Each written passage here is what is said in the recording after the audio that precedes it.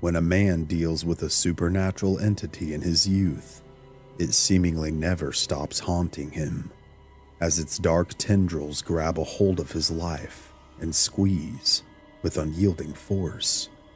Will he finally defeat his childhood nightmare come to life, or will the force consume him and his family?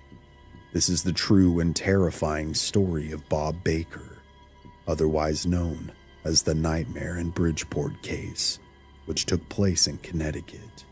This is the Untold Story series, where we take a look at some of the most terrifying paranormal haunting cases and try to give the most in-depth story possible. With this story, I will warn you, it's been a while, but this case is particularly creepy to me, especially since I dealt with paranormal happenings in my childhood. So I would, as always, recommend that you don't watch this episode alone or in the dark unless you like a challenge. I will also be joined in telling this harrowing story today by my good friend, the Tape Library. This has been a very highly requested collaboration and one I've been looking forward to doing for a long time since I genuinely enjoy his content. I hope you all enjoy as well. And now, let's get to it.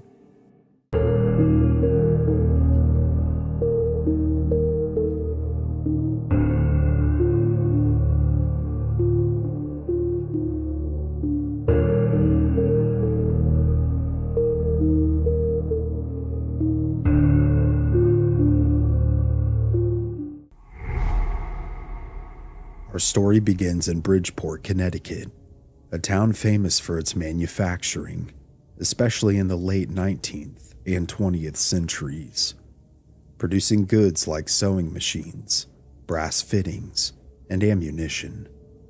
The town saw a population explosion with a growth of more than 50% during World War I. Known for many things, it would soon become known for something else. Something far darker.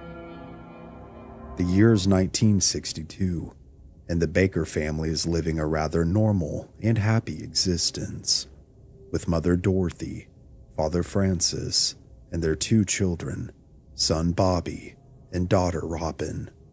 It has always been a dream for the family to own their own home. That dream would come true following Dorothy's parents giving the family some land and a home that they could finally call their own. They couldn't have been more excited. Dorothy's father and brother had built the home by hand some years earlier, and her parents had originally lived there. But now, it has since been gifted to them to help make their lives easier and bring them all closer together. Dorothy's parents would then build a second home on the same land, essentially just a few houses down, making for a very close and big happy family across the board. With Dorothy being a homemaker, this is exactly what she'd wanted for her family. Francis, who is an ex-Marine, works at an aircraft manufacturer in Stanford.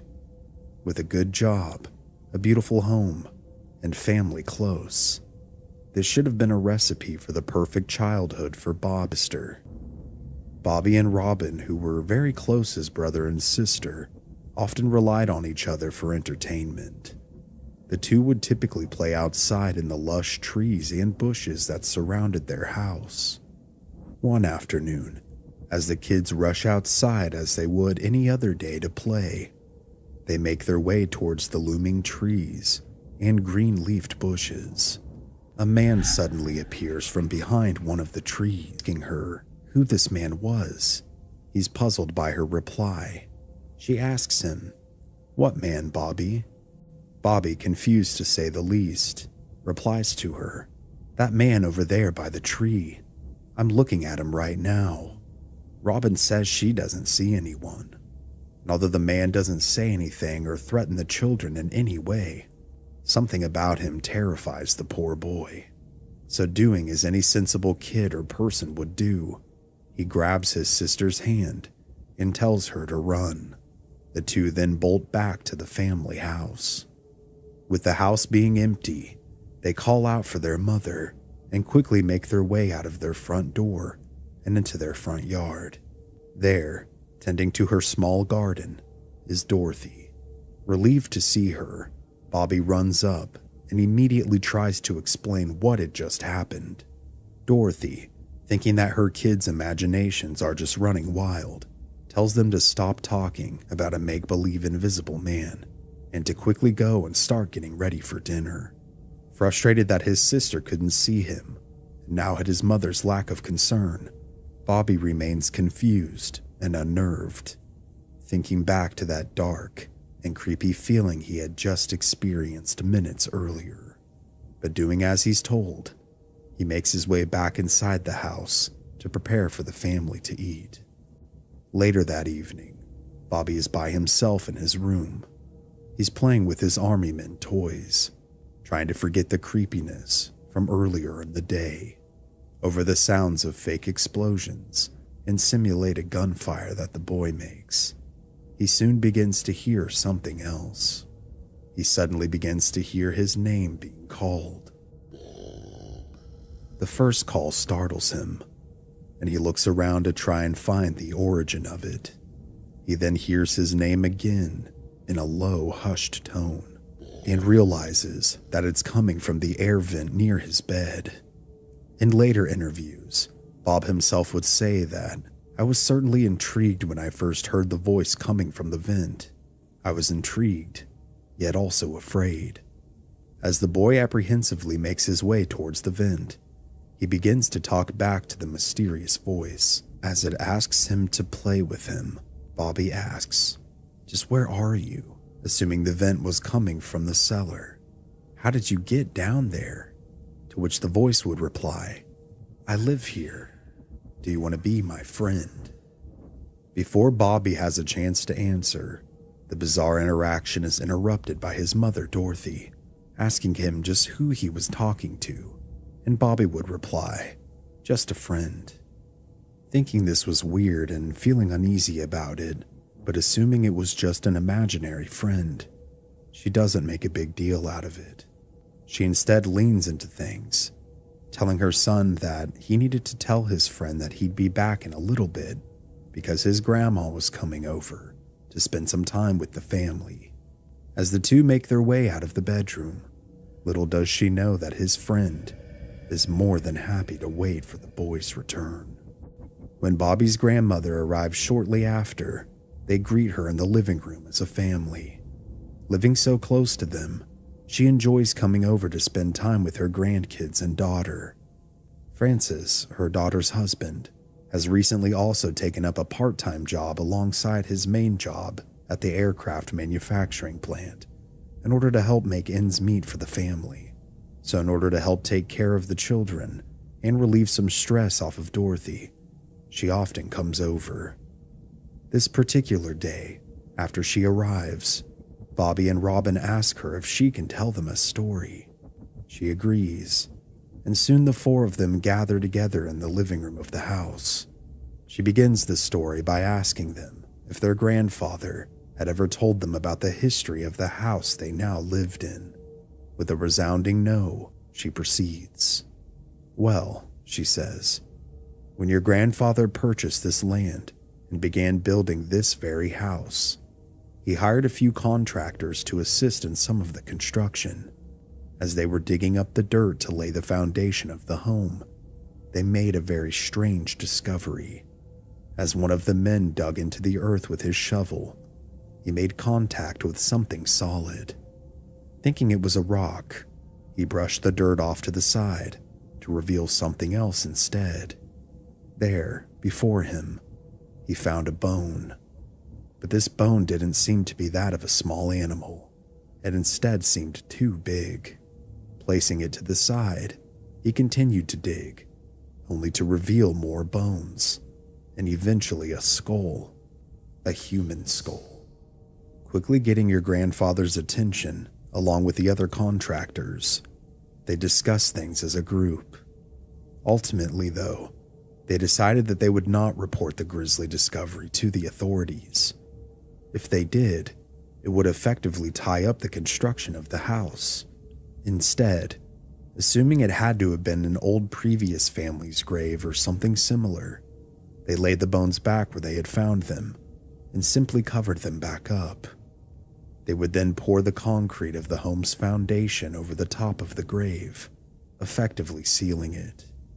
Part of the reason as to why they decided this, the grandmother continued, was that winter was coming, and if they decided to wait any longer, they wouldn't have been able to pour the foundation and continue building the home because the ground would be frozen.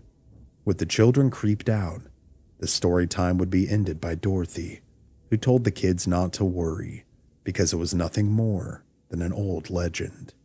In due time that day, Grandma would leave, but something else would not.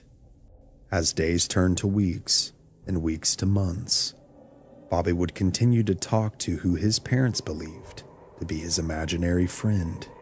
His mother, by this point, had become fairly acclimated to hearing her son speak to someone, but she believed it was harmless.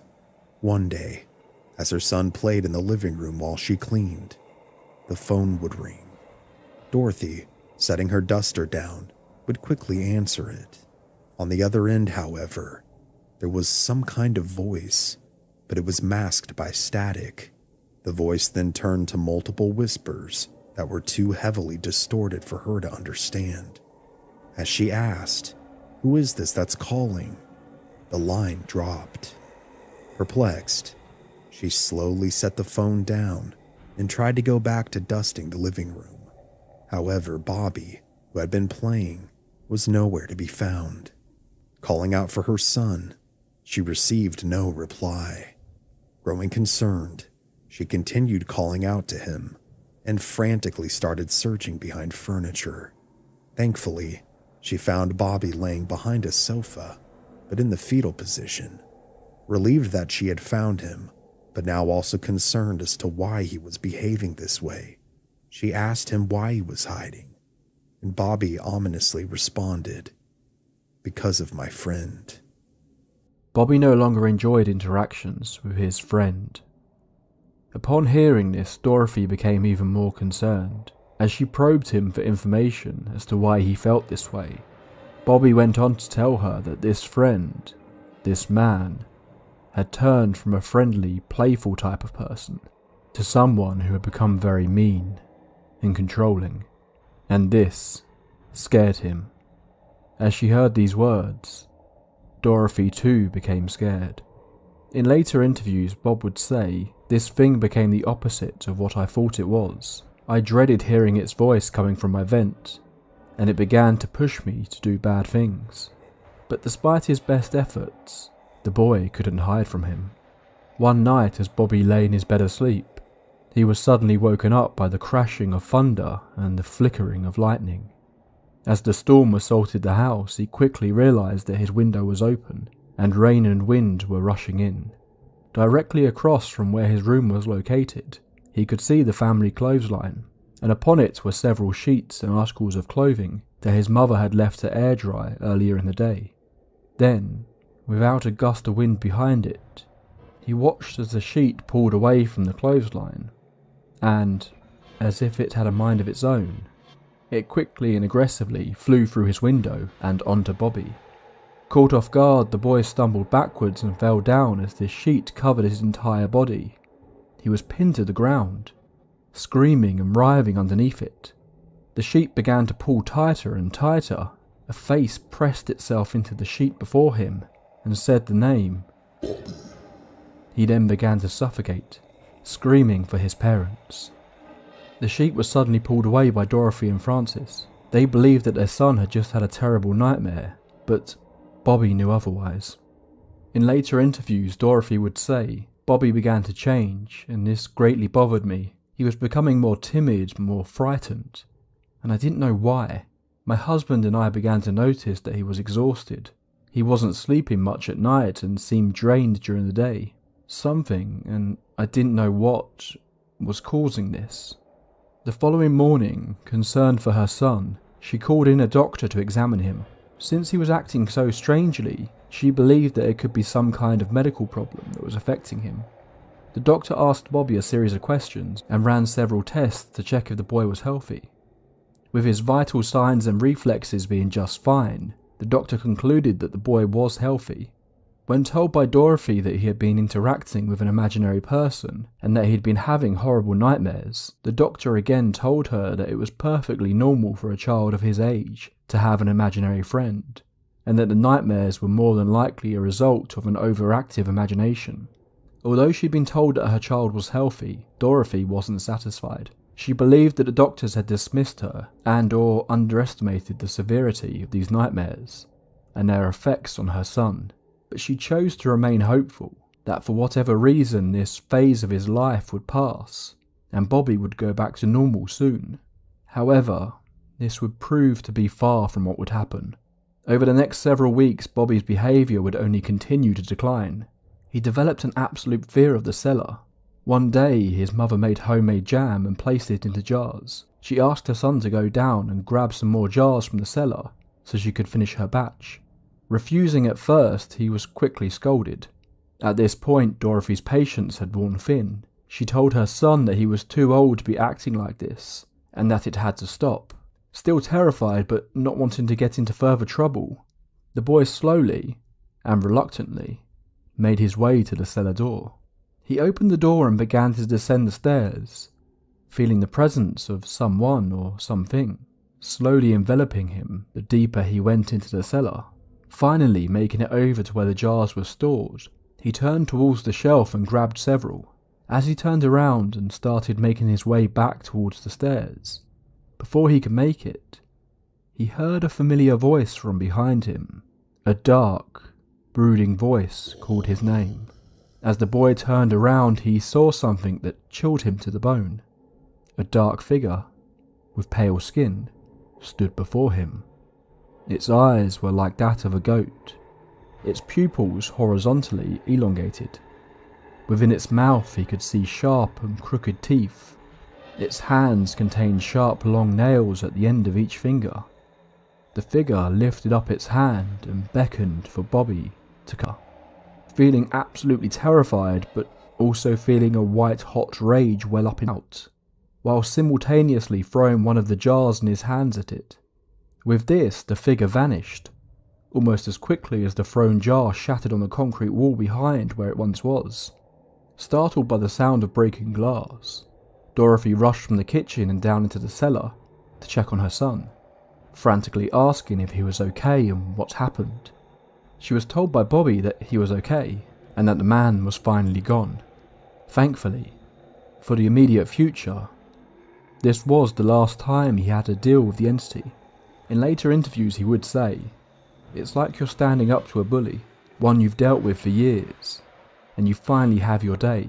I basically took the house back." Bobby would return to being a normal, happy child once again, to much the relief of the rest of his family. He started playing sports at the encouragement of his father, and turned around his grades and attitude. He then effectively put the terrifying experiences behind him, and moved forward with his life. The days turned to months, and the months to years. And over the course of the next 40 years, Bob would become a child safety specialist, with his career revolving around the safety of children. Believing his career was born out of his experiences from his own childhood, he wanted each and every child to feel safe, and be protected. Though this is his main career, Bob has also had a lifelong fascination with the paranormal as a result of those same exact experiences stemming from when he was a child. So he founded the Connecticut Paranormal Investigators in 2001 with several other like-minded colleagues. He wanted to help people who may have felt the same sense of hopelessness and oppression that he himself felt as a child. Bob's parents, Francis and Dorothy, still live in the same house that he and his sister grew up in. Bob often stops by to check on his parents and to help his mother take care of his father, who has suffered with Parkinson's and dementia for the last 10 years. His father, an ex-Marine, had always been so strong his entire life. To see him take a turn for the worse is very difficult to watch. Recently, he seemed to go further downhill and at a faster pace. He started to complain about dark figures that no one else is able to see, and has developed an absolute fear of the cellar refusing to even go near the door to it within the kitchen. Believing that this was just the progression of his father's disease, Bob is disturbed, but continues to do what he can. In May of 2003, Francis Baker would ultimately pass away. Following his funeral, Dorothy, after 50 years of marriage, now has to adjust to living by herself. After she discovers some of his old belongings in their bedroom, she longs for his presence. As she mourns Francis, she is startled when she begins to hear a series of faint whispers coming from the living room. Believing that it could be her departed husband, she finds a sense of peace within the experience and carries on with her day when the whispers cease. Although she felt as if her departed love was still reaching for her from beyond the grave, she would have a very different experience later that night. As Dorothy lays sleeping in her bed, with the pale moonlight draping over her, she suddenly wakes up when she feels a force upon her. Petrified, she feels the weight of someone or something depress the bed next to her. Then, the experience turns violent. Whatever this thing was shoved her, then began to thrash her from side to side.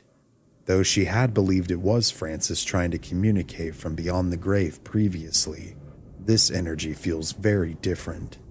It feels scary, abusive, and smothering, not at all like her husband. When the evil presence finally leaves the room, Dorothy breaks down in tears, trying to come to terms with what had taken place. She contemplates life for several more hours, unable to go back to sleep. Finally, in the early morning hours, she decides to call Bob for help. Hearing his mother sobbing on the other end, Bob doesn't hesitate to come over with his equipment as soon as he can. After hearing his mother's testimony, he first dismisses her. He thinks that it's possible she had a night terror of sorts, or was dealing with some kind of anxiety, now having to live alone after being with his father for so long. He agrees to visit more and starts getting ready to leave. But when Dorothy grabs his hand, with tears in her eyes, and tells him that this presence was evil and that she was utterly terrified, he can't help but reconsider what he had initially thought. Now convinced that something could be lurking within the confines of his childhood home, he starts his investigation. Using an audio recorder, he attempts to capture an EVP, or electronic voice phenomena. As he records, he wanders throughout the house, asking if there's anything or anyone present that wishes to communicate. At first, things seem to be benign, but as he continues to probe, he suddenly feels a tension building within his chest. Then, he hears footsteps cross the path in front of him. With this, he feels nauseous. In this very moment, it's as if he's been sucked into a rift in time. He is taken back to the very moment when he first encountered the malevolent entity all those years ago as a boy. Terror-stricken, but not wanting to further scare his mother, he decides to tell her that he believes that there is something there within the home, and that they should have it blessed. He promises he will come back shortly with his team to further dig into just what they could be dealing with. Later that day, several members of the Connecticut Paranormal Investigators arrived.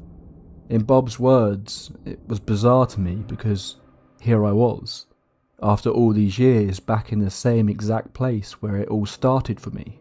Bob is accompanied by his colleague Joel Myers, as well as Mary Curin. Mary, like Bob, was plagued by the paranormal in her childhood as well, and seems to have an extra sense when it comes to dealing with the supernatural.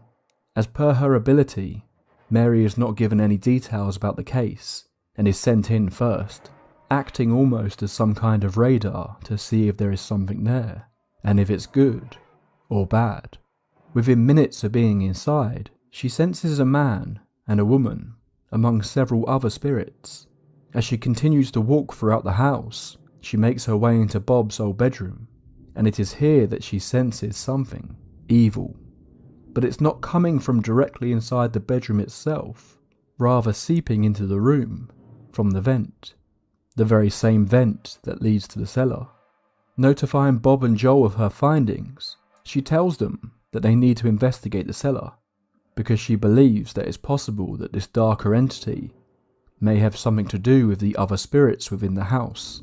In her own words, as we stepped down each step of the stairs leading into the cellar, the oppression became thicker and thicker. Finally making it down to the base level floor, she continues to walk around and pick up on numerous things, as Bob and Joel take photos of the area for any potential evidence. Mary believes that something tragic occurred, something awful, that now haunts the land itself, something that, when it occurred, drew this negative energy in as a beacon of sorts. In her mind's eye, she sees a vision of a man carrying bodies and burying them on the land. She now believes that perhaps these very same people are now buried underneath the house itself.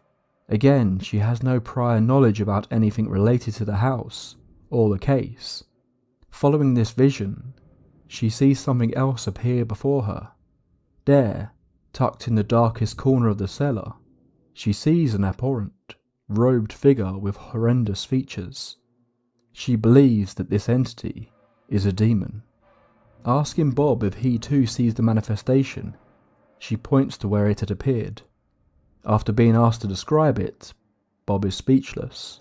What she describes to him is the very same entity that he had stood up to when he was a child. In his own words, "I never told Mary about my experiences, or anything else about this house, and to have her describe to me exactly what I had seen myself was scary, but also such a relief to me. It meant that what I had seen was real." The team decides to stay overnight to continue the investigation and to review the photos and recordings they had taken for any potential evidence, as well as to keep an eye on Dorothy and allow her to feel protected. As they review numerous photos, they eventually come across something peculiar in one of them that was taken in Bob's old room. At first glance, it appeared to be an orb. In Bob's words, it seemed to be an orb, and I usually tend to dismiss those because they're more often than not a speck of dust or water vapour, but this one was different. Upon closer inspection, when zoomed in, it appeared to contain a face, one that was gnarled and rotting. It was the face of the same demon that Bob had seen all those years ago. Although this is incredibly unnerving, Bob does find solace knowing that he now has some kind of proof of its existence. As the team continues to dive into more photos, Dorothy is suddenly woken up by the feeling of two large hands pressing down on her shoulders and back, forcing her face into her pillow. Then there is a booming noise as her bed begins to shake up and down. Screaming out for her son, Bob and his team rush to her bedroom. Whatever this thing was, it released her as they forced open the door. Dorothy would later say, "I now knew that I was living in a house with something that could physically hurt me. I was terrified, and I certainly didn't want to be there anymore." Bob now believes that the malevolent entity that is plaguing his mother is the very same one that plagued his childhood. Greatly concerned for his mother's welfare, they both decide at that moment that she will move out of the house and come to live with Bob.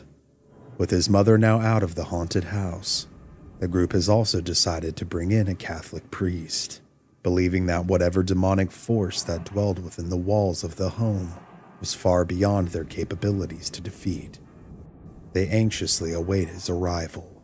Soon, they receive a knock at the door. Upon answering it, Bishop Robert McKenna steps over the threshold and into the home. Bishop McKenna is a world-renowned exorcist and no stranger to evil. They hope that with his assistance, they can finally free the house of this tormentor. Wasting no time, the bishop begins the exorcism prayer and walks from room to room throughout the house, sprinkling holy water as he consecrates the home. He is ultimately drawn to the cellar. Making his way through the kitchen and opening the door leading to it, he seems to have a sixth sense as to where the entity dwelled. He was not given specific details about the case, only what had happened, not where. As he walks down each step further descending, he is suddenly and viciously shoved by an unseen force. This violent push sends him falling down the rest of the stairs. As the group rushes to assist him at the bottom, they realize that this demon has real power.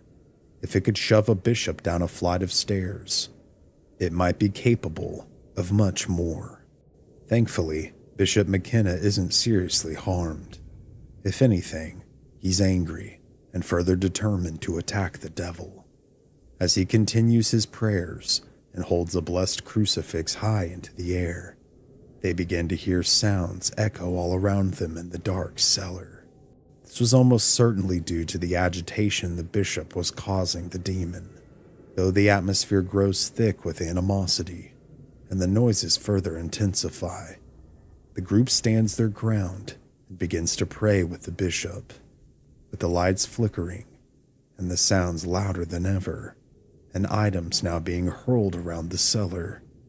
They focus on the bishop's words and hope their efforts will work. As the activity and the prayers both reach a synchronized crescendo, things suddenly cease as quickly as they had started. Sighing and feeling relieved, they all believe the demon has been vanquished. The environment seems lighter and calmer. They then head upstairs, thanking the bishop for his help, believing that he was the ace in the hole for the fight itself. They would then pack up and leave for their respective homes for the rest of the day.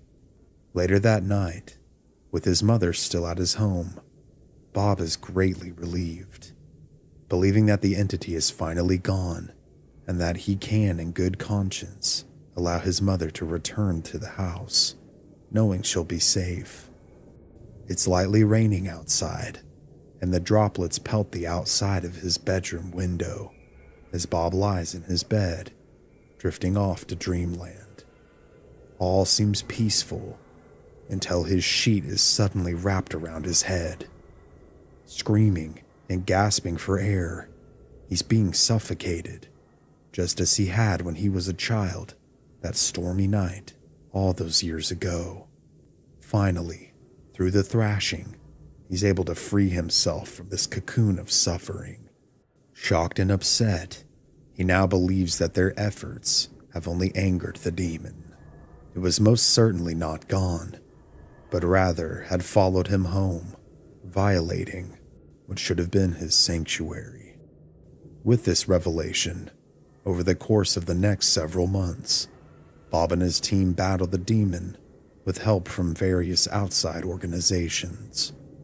Different blessings and religious groups are brought in, yet nothing seems to work.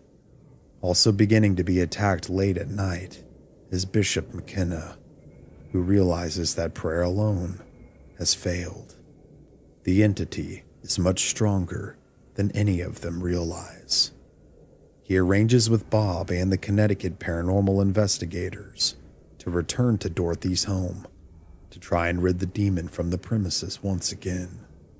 When the day comes, the bishop returns with Bob, Mary, and Joel, and in conjunction with another exorcism prayer, he fills the house with thick plumes of blessed incense.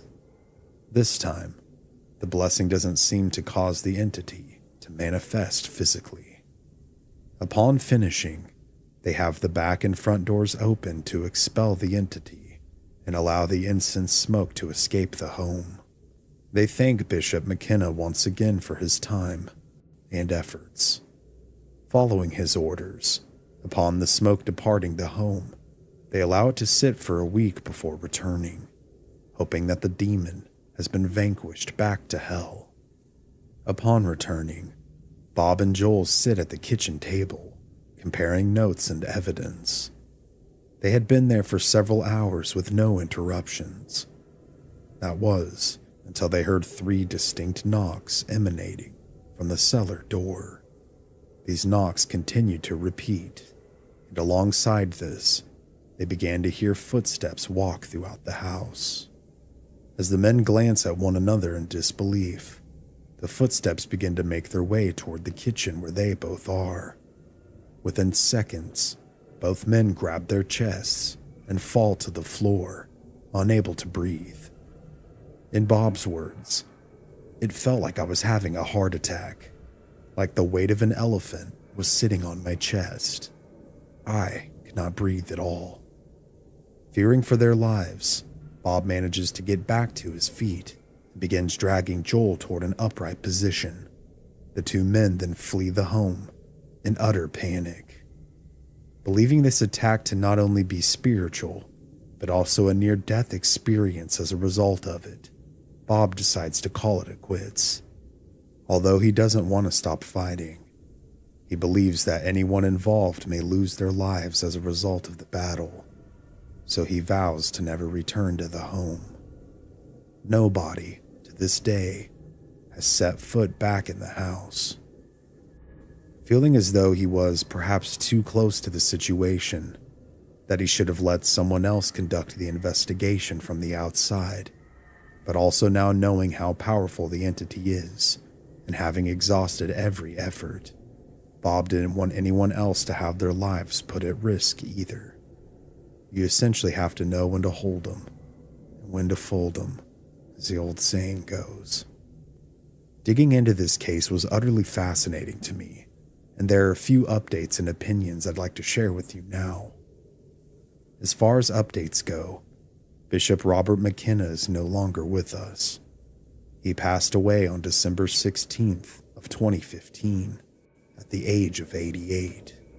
He had been involved in numerous famous haunting cases, such as the Smurl haunting case, as well as many other lesser-known cases.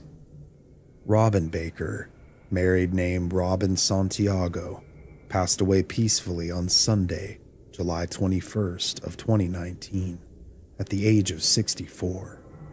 And lastly, Dorothy Baker passed away on February 1st of 2021, at the age of 87. Never having remarried, she hopefully has now been reunited with her beloved Francis and her loving daughter Robin. I researched as deeply as I could to avoid any misinformation, and I believe I found both Bob's company and his paranormal investigation website. Bob seems to still be with us, and I hope wherever he is, that he's thriving with his wife and family. I'm not going to share the company information or location to help maintain Bob's privacy. However, regarding his paranormal group, the Connecticut Paranormal Investigators, I'm unsure if they're still active.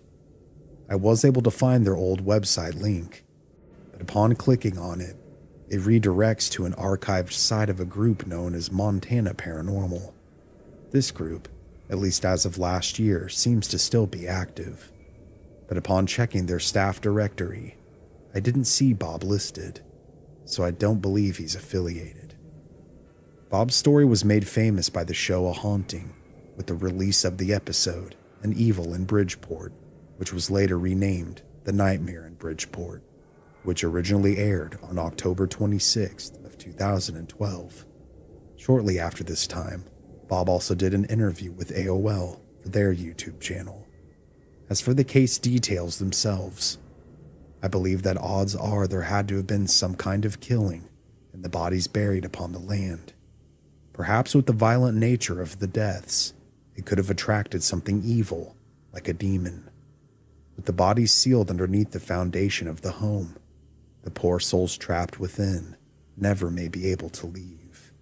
This, and/or they're being held captive as a power source by the demon itself. It certainly had to have been difficult to choose to walk away from the situation when he had been battling this creature since his childhood. But I do ultimately think that Bob made the right choice. I do think that if another group had been willing to take their chances, that they should have been allowed to investigate the property. But I also respect him for not wanting other people to be put in harm's way. As far as the house goes, despite my best efforts, I'm unsure just what happened to it. If it still stands vacant today, or has since been sold off. That would be something Bob himself would have to answer if he ever sees this video. And as with all the cases that we've covered here, we are sometimes left with more questions than answers. But one thing remained certain. There was some kind of dark, demonic force that stalked the walls of the Baker family home for one reason or another, one that tormented them with bated breath, seizing every opportunity to attack the weak. Stay safe out there.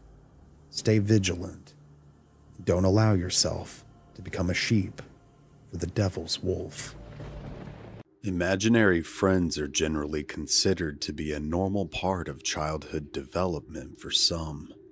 But what would you do if your child's imaginary friend turned out to be much more than just imagination? When a woman notices that her son is speaking with a friend who she thinks doesn't exist, she dismisses it at first. However, this so-called friend would turn out to be anything but, as an abhorrent force turns their lives upside down. Will they escape with their souls intact, or will the entity consume them? I will warn you, as with many cases I've covered on this channel, to not watch this alone or in the dark unless you like a challenge, because this case is certainly no exception. Kentucky, a bastion of American beauty, wild and free on the surface, also harbors darkness.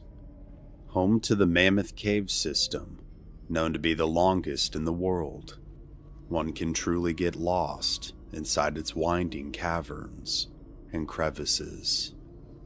Kentucky contains many tales of legends, folklore, and hauntings, with caves older than bone beneath it, and numerous battles fought on its surface, among other happenings. It's no surprise that this southern state holds such secrets. Our story begins in western Kentucky with the Foster family, Jan, Dale, their 5-year-old son Cody, and 16-year-old daughter Pamela. Jan is a carrier for the U.S. Postal Service, and Dale is a contractor. Up until this point, the Fosters have been a relatively normal American family, but this would soon change. A nanny often stays with their son while the two parents work during the day, and tends to leave when one of the parents gets home from work for the day. One evening, the nanny asks for a word with Jan, with the two stepping off into the hallway for a more private word together. The nanny tells her that Cody has been using some very bad language, and that she's concerned about his behavior. Jan is shocked to hear this because they've always considered themselves a fairly strict family on what can and can't be said in their house, so she's not sure where the boy would have heard such language. Alongside the curse words, Cody has been incredibly defiant, extremely rude, and angry towards the nanny. He has also been speaking with someone who isn't there. After assuring the nanny that Cody was not exposed to this kind of behavior in their home, Jan then said she would correct his behavior and apologized for these very unexpected happenings. Several hours later, as she tucks her son into bed for the night, she asks him to tell her about his new friend. Cody tells his mother that his friend's name is Man. Thinking this was strange, and asking him why doesn't his friend have a real name, like John or George, she is quickly corrected by her son that it is simply Man. Finding this bizarre, but believing this to be somewhat normal, that her son is simply using his active imagination to create a friend who didn't really exist, she thinks nothing of it. However, in later interviews, she would have this to say: "I didn't realize it then, but this was a massive warning sign, and it's one I shouldn't have ignored." Shortly after putting her son to bed and laying down herself, Jan is woken up by the sound of thumping from across the hall. Stepping out into the hallway to examine just what this could be, She then hears the laughter of her son. Believing he's just playing and very tired herself, she asks him to please stop through his door and to go back to bed. She then heads back to her own bedroom once again after the laughter ceases. Several hours later, in another bedroom down the hall, 16-year-old Pamela is woken up out of a sound sleep herself, but by something very different. Feeling as if she was being watched, she begins to hear scratching originating from underneath her bed. Perplexed, she rolls out of bed to look underneath it, and quickly, she comes face to face with nothing. The scratching then begins to move as if it's under the floorboards. It moves from underneath the bed, through the floor, and then up into the wall closest to her bedroom door. The poor teen has never experienced anything like this before. As the sounds continue, she quickly, yet cautiously makes her way out of her bedroom and into her parents' room.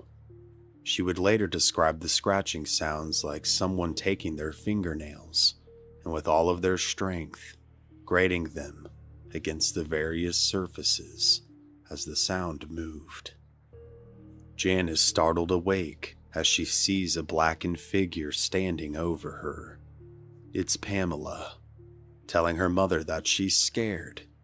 Jan then, thinking she must have had a nightmare, brings her into the bed to quell her fear. Although this night was strange to say the least, it's nothing compared to what's coming. The following morning, as Jan wakes up and begins getting ready for the day, she steps into the shower and begins washing herself.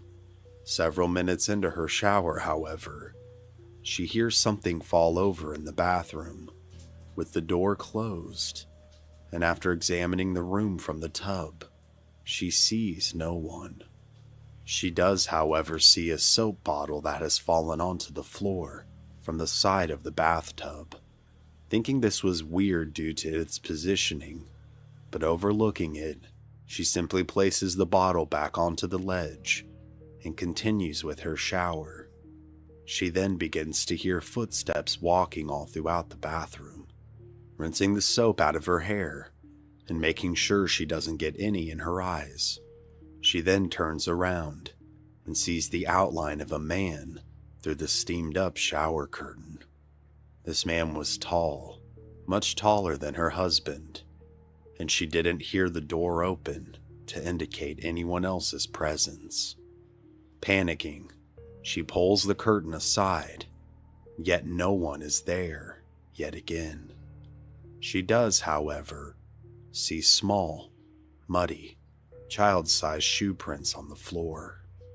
Quickly finishing her shower, and after drying off, she finds and checks Cody's shoes, but there are no signs of mud to be seen. This makes her uneasy because only his shoes would have even been close to how small the shoe prints were. Then, heading to her son's room to see if he was awake or not, she finds him playing with his toy fire truck in the corner of the room, yet he is speaking to a chair where no one is sitting. Telling his friend that he didn't want to do that he just wants to play with his toys, Cody is then interrupted by his mother, who asks him just who he's speaking with. Replying with, "Man," the little boy then continues to play with his fire truck. Jan then tells Cody that he needs to tell his friend goodbye, and that it's time to get ready for the day.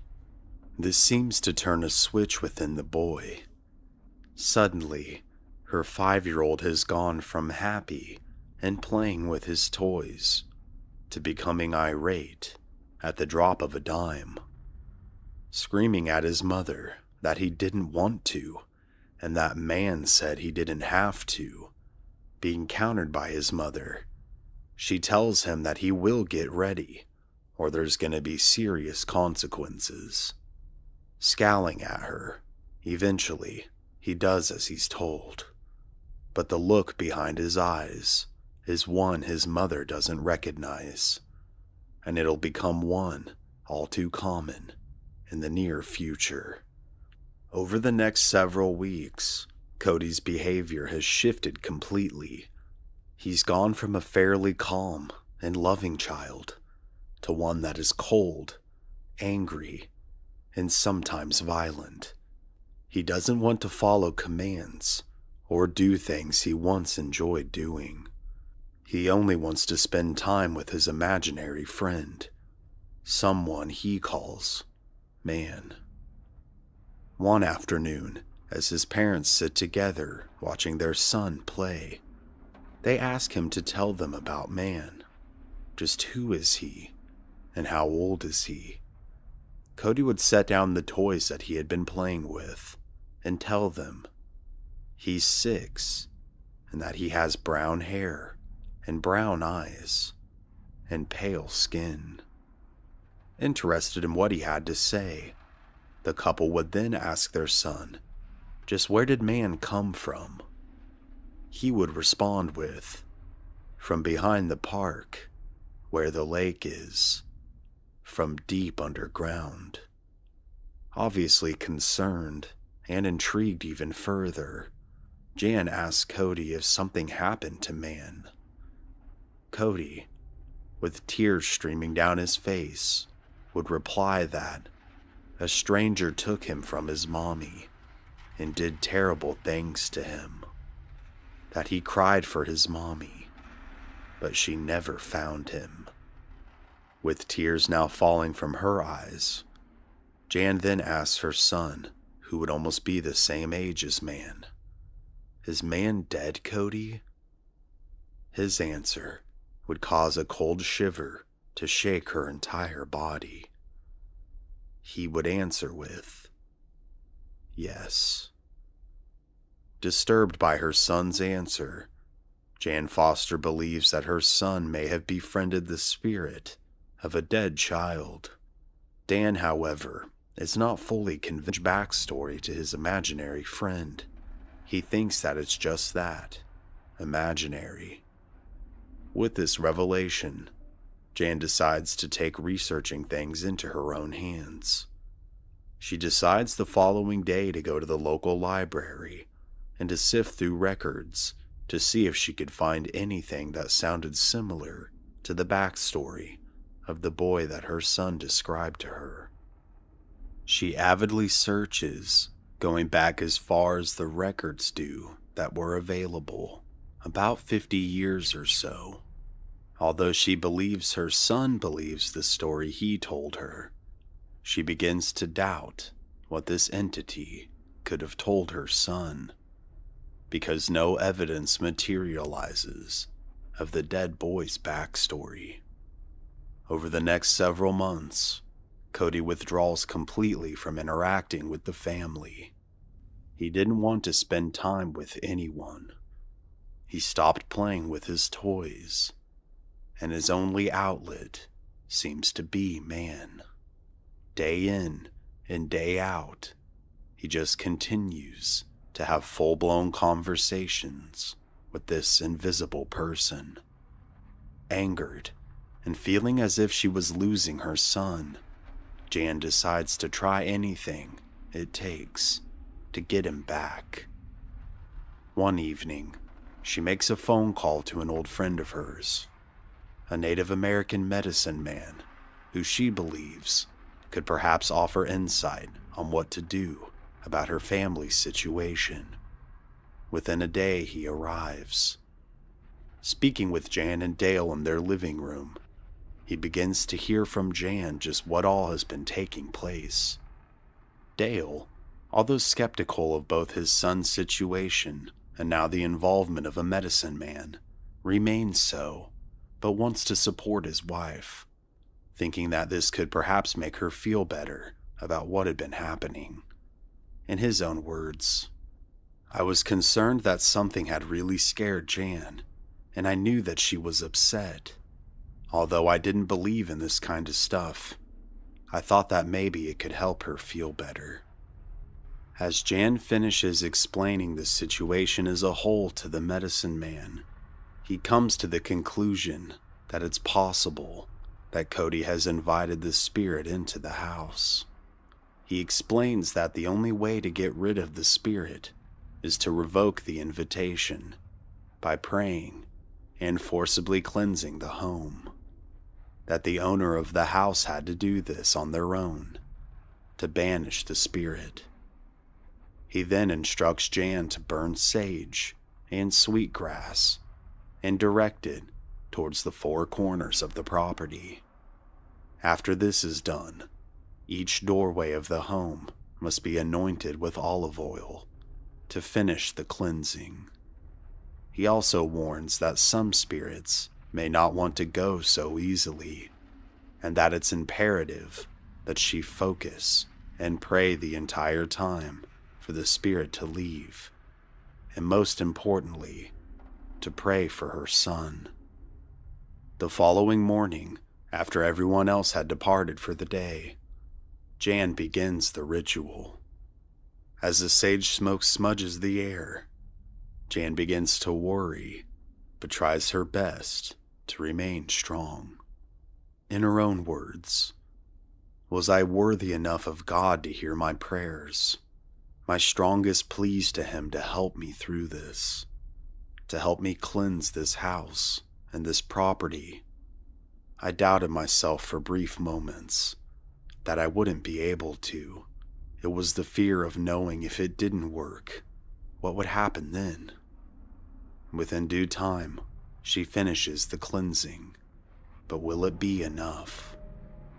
Later that night, once everyone else had returned home, she is brought to tears. Cody seems to be back to his old self. He's spending time with his father, having a story read to him from a book in his room before bed. Over the next 3 months, all is calm and well. Cody seems to be more responsive. He's much happier, and most importantly, there is no mention of any kind of an imaginary friend. That was until one afternoon. In Jan's own words, "Cody wasn't totally back, but we were certainly making great strides. All seemed to be well, and then out of nowhere, 3 months after the ritual, he began speaking to man again. When I heard him, I could not move. I was in so much fear. He kept talking for a while, and then all of a sudden, he went quiet. When I went into his room, he was holding something in his hands. It was a photograph. I said, 'Where did you get this?' I then reached down to grab it, and he went berserk. Cody screamed and clawed at her. His screams and yells seemed to be layered, as if two voices were speaking through him simultaneously. As Jan examined the photo, it appeared to be an older Polaroid, possibly from the late 50s or early 60s. There was an elderly woman, perhaps a grandmother, and next to her was a small boy. As her son relents, she asked him, just who was this a picture of? And he responded with, "Man." Shocked at what she was both looking at as well as hearing, Jan then asked Cody, "Where did you get this picture?" He proceeds to tell her that man gave it to him. This causes her to burst into tears. The ritual, which had seemed to work for a good portion of time, didn't seem to get rid of the entity. She now wonders what will happen now. What are the next steps that she can take for herself and her family? The following day, as Jan arrives back home from work, she walks into chaos. Cody is screaming and berating the nanny. He's thrown his food onto the floor. She immediately goes to reprimand her son and is surprised by what he does. With one hand, he shoves her, and he does so with so much force that she falls down into the wall behind her. Cody then screams at her, "Man said I didn't have to listen to any of you anymore." And then he runs out of the room. Stunned by both her son's strength and behavior, she gets back up off the ground, now to see the nanny packing her things. She had decided that she couldn't deal with the child anymore. She suggests getting him some counseling, and although Jan tries her absolute best to keep her employed, she leaves. Later that night, Jan tries to keep herself together as the family sits down to eat dinner. In her own words, "I was trying to keep things together. I needed to be an employee, a mother, and a wife. I was also the one bearing the brunt of my son's abuse. But by now, there was no love coming from Cody. No hugs, kisses, or real interactions. Just pure hatred. He was a total stranger to me at this point, and I didn't know how to handle this." She begins to believe that something far more sinister than a little boy is manipulating her son. She's unsure of exactly what it is, but she knows deep down that it's evil. After losing the nanny, Jan and Dale have to start taking Cody to a cousin's house to be watched during the day, so the two could work to support the family. After dropping Cody off for the first time at the cousin's house, Jan then heads to work like normal. Several hours into her workday, as she loads packages onto a mail truck, she is told she has an urgent phone call. It's from her cousin. In her own words, "When I picked up the phone, she was incoherent. She was crying and kept repeating that I had to come get Cody now, that she could not watch him anymore." Rushing from work to her cousin's house, Jan has no idea what could have happened, but is quickly about to find out. She arrives and runs up to the door and is greeted by her cousin, holding Cody by the arm. She is then told what had happened. When Cody and her daughter were playing in the living room while she cleaned in the kitchen, she listened to make sure that everything was okay, and she began to hear another voice. A third voice, one that was deeper, like that of a grown man. Concerned, but still trying to decipher what was happening, the air was then filled with the screams of her daughter. Running to the living room, she then saw Cody standing across from her daughter, with multiple toys floating in the air around them. Upon seeing the scene, she covered her mouth trying not to scream, as the toys fell one by one and hit the ground. She told Jan that she was afraid of Cody, and that not only could she not watch him anymore, but that her daughter was not allowed to play with him either. It's a somber drive back home.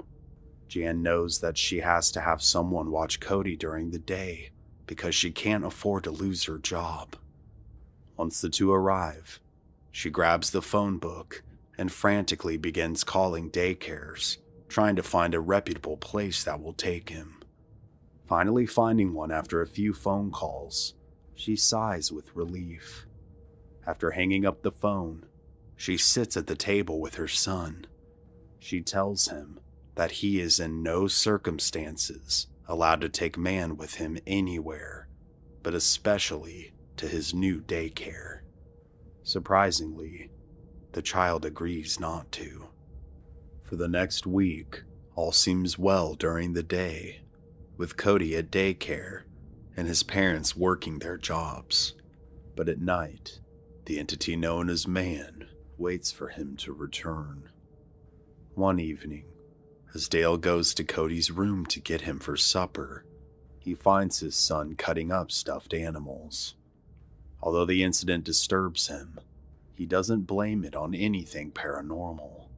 He sits Cody in the living room and discusses the matter with his wife in the adjacent kitchen. In the meantime, Cody had other plans. As Dale describes, that man told their son that it was okay for him to cut up his toys to Jan. The two suddenly stop when they hear the muffled screams of the family cat. Pamela, heading out of her bedroom, then confronts her younger brother. She yells at him and pushes him off the couch. There, underneath where he had been sitting, he had trapped the cat with a cushion and a pillow, seemingly trying to suffocate it. As Pamela tends to the poor animal, Jan and Dale rush into the room, and they see a sinister grin upon Cody's face. Horrified, the couple realize that they can't pretend to be rational anymore. Whatever that's happening to their son was serious, but they were unsure of just how to tackle the situation. The following morning, as Jan goes to grab clothes from Cody's closet to get him ready for daycare, she notices that his clothes are damp, and that wouldn't be all. His toys and bed were wet as well. She would discover that her son had been urinating all over his things, inside and outside of his closet. Further disturbed, she then confronts him, and he says that man told him it was okay, and that he didn't have to listen to her anymore. He then begins hitting her and lashing out, which only causes her more emotional torment. In her own words, everything started happening at such a fast pace. The behavior, the urinating, trying to kill the kitten. I just wanted my son back, and I felt as if he was being controlled by some kind of monster. One cold night, as wind whips the windows of the house, the Fosters are surprised by a visitor in their room in the middle of the night. It's Cody. He's calling out to them for the first time in a very long time. He said that his bed was shaking and that he needed his mama. At this moment, Jan saw the glimpse of the boy she hadn't seen in over a year. As she holds her child for the first time in what feels like an eternity, she knows that man is not with him. She also is reminded why she must keep fighting for her boy. That ultimately, she must confront this entity. Waiting until Cody was fast asleep in their bed with Dale, Jan quietly gets out of bed and heads down the hallway and towards Cody's room by herself. With every step she takes, she's silently praying to God to give her the strength to confront whatever this creature is that has a grip on her family. Finally making it to the threshold of the room, she takes a deep breath and enters. Glancing around the room, she sees nothing. Wanting to put herself in the shoes of her son, she lays down where he would normally sleep in his bed, hoping that if she persists enough, that man would possibly try to communicate with her. She lays there for several minutes, but nothing happens. She then sees who she believes to be her son in the doorway. Calling out to him, he comes to her and embraces her. However, Jan soon senses that something is horribly wrong. The embrace feels all wrong. His hands are ice cold, and then suddenly, she realizes that this isn't her son at all. As she pushes the figure back, it begins to grow. It soon towers over her. Its skin is pale, and its eyes a deep blood red. Its teeth are gnarled and rotten. It pushes her down onto the bed and begins laughing in a deep, demonic tone. In Jan's own words, he started laughing very demonically when this sudden realization came over me. This was man. Screaming for her life, the apparition disappears in the blink of an eye as soon as her family rushes into Cody's room to figure out just what was going on. Dale then holds his wife as she sobs uncontrollably. Once she finally regains her bearings, Jan calms the rest of the family down enough to get them all back into bed for the night. She, however, is unable to sleep. Heading to the living room, contemplating just what exactly to do about this grievous revelation, she begins begging God for guidance. In her own words yet again, "I was frightened beyond means, but another part of me, once the adrenaline started surging, knew that I had to face this. I had to do something to protect my family, and to protect Cody, and to keep this entity from taking him any further." Jan considers many things, including packing up her family to move, but she thinks that man is certainly attached to her son, that it wouldn't do any good. She doesn't sleep through the rest of the night. The following morning, as everyone else heads out to start their day, she takes Cody to daycare, as is the normal routine. But instead of heading to work herself, she heads back home and makes an urgent phone call. She calls her friend, who is a Native American medicine man. By this time, she hasn't spoken to him in about a year since everything started. Thankfully, he picks up on the other end. She explains everything that has been transpiring, and that she's seen the entity with her own eyes, that she believes it to be some kind of demon, that this abhorrent entity had been masquerading as a little boy to gain entry into her son's life. The shaman explains that he now understands why the initial cleansing didn't work. He believed that the intent was not specific enough, since they believed that they were revoking an invitation of a little boy and not something darker. He then tells her that she will have to bless the house again, only this time she must focus with all of her strength on ridding the home of this evil spirit. Jan wonders if she's strong enough to be able to accomplish this alone.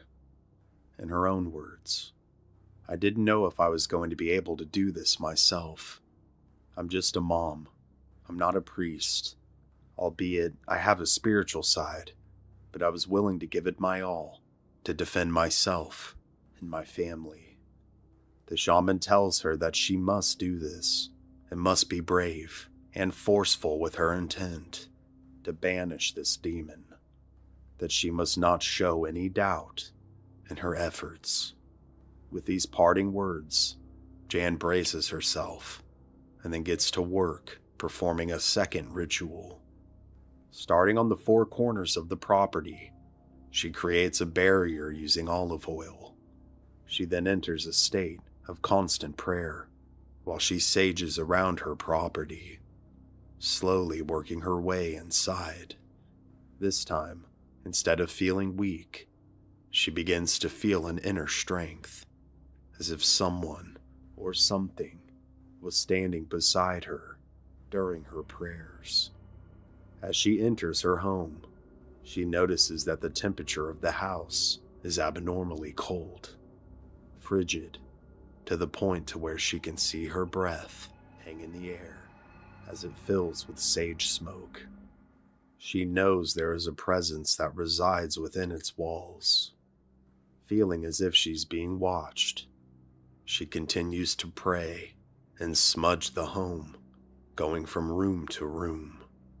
As she does this, the walls and windows begin to shake, yet her prayers are uninterrupted.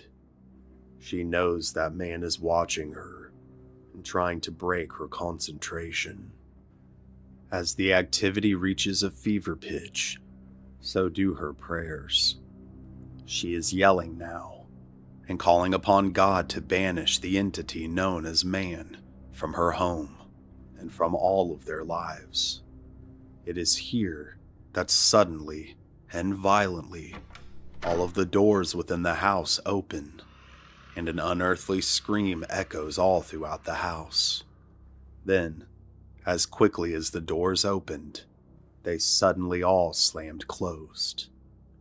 Breathing heavily, Jan immediately notices that the feeling within the home is like night turning to day. In her own words, it was as if a veil had lifted, a dark veil of pain and confusion. I noticed the trees, and I could hear the birds. I was back to a normal reality. Following this intense cleansing, the entity known as man has yet to return. In due time, the Foster family seemed to go back to normal. Cody in particular ceased the horrendous behavior and was no longer influenced by the darkness of the demonic.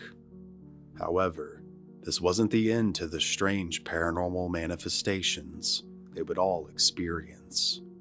They continued to hear noises they couldn't explain and feel as if unseen eyes were watching them at all times.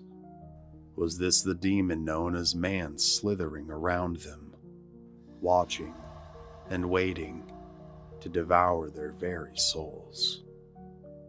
This case has been requested numerous times for me to cover, and I'm glad to have finally given it its time of day.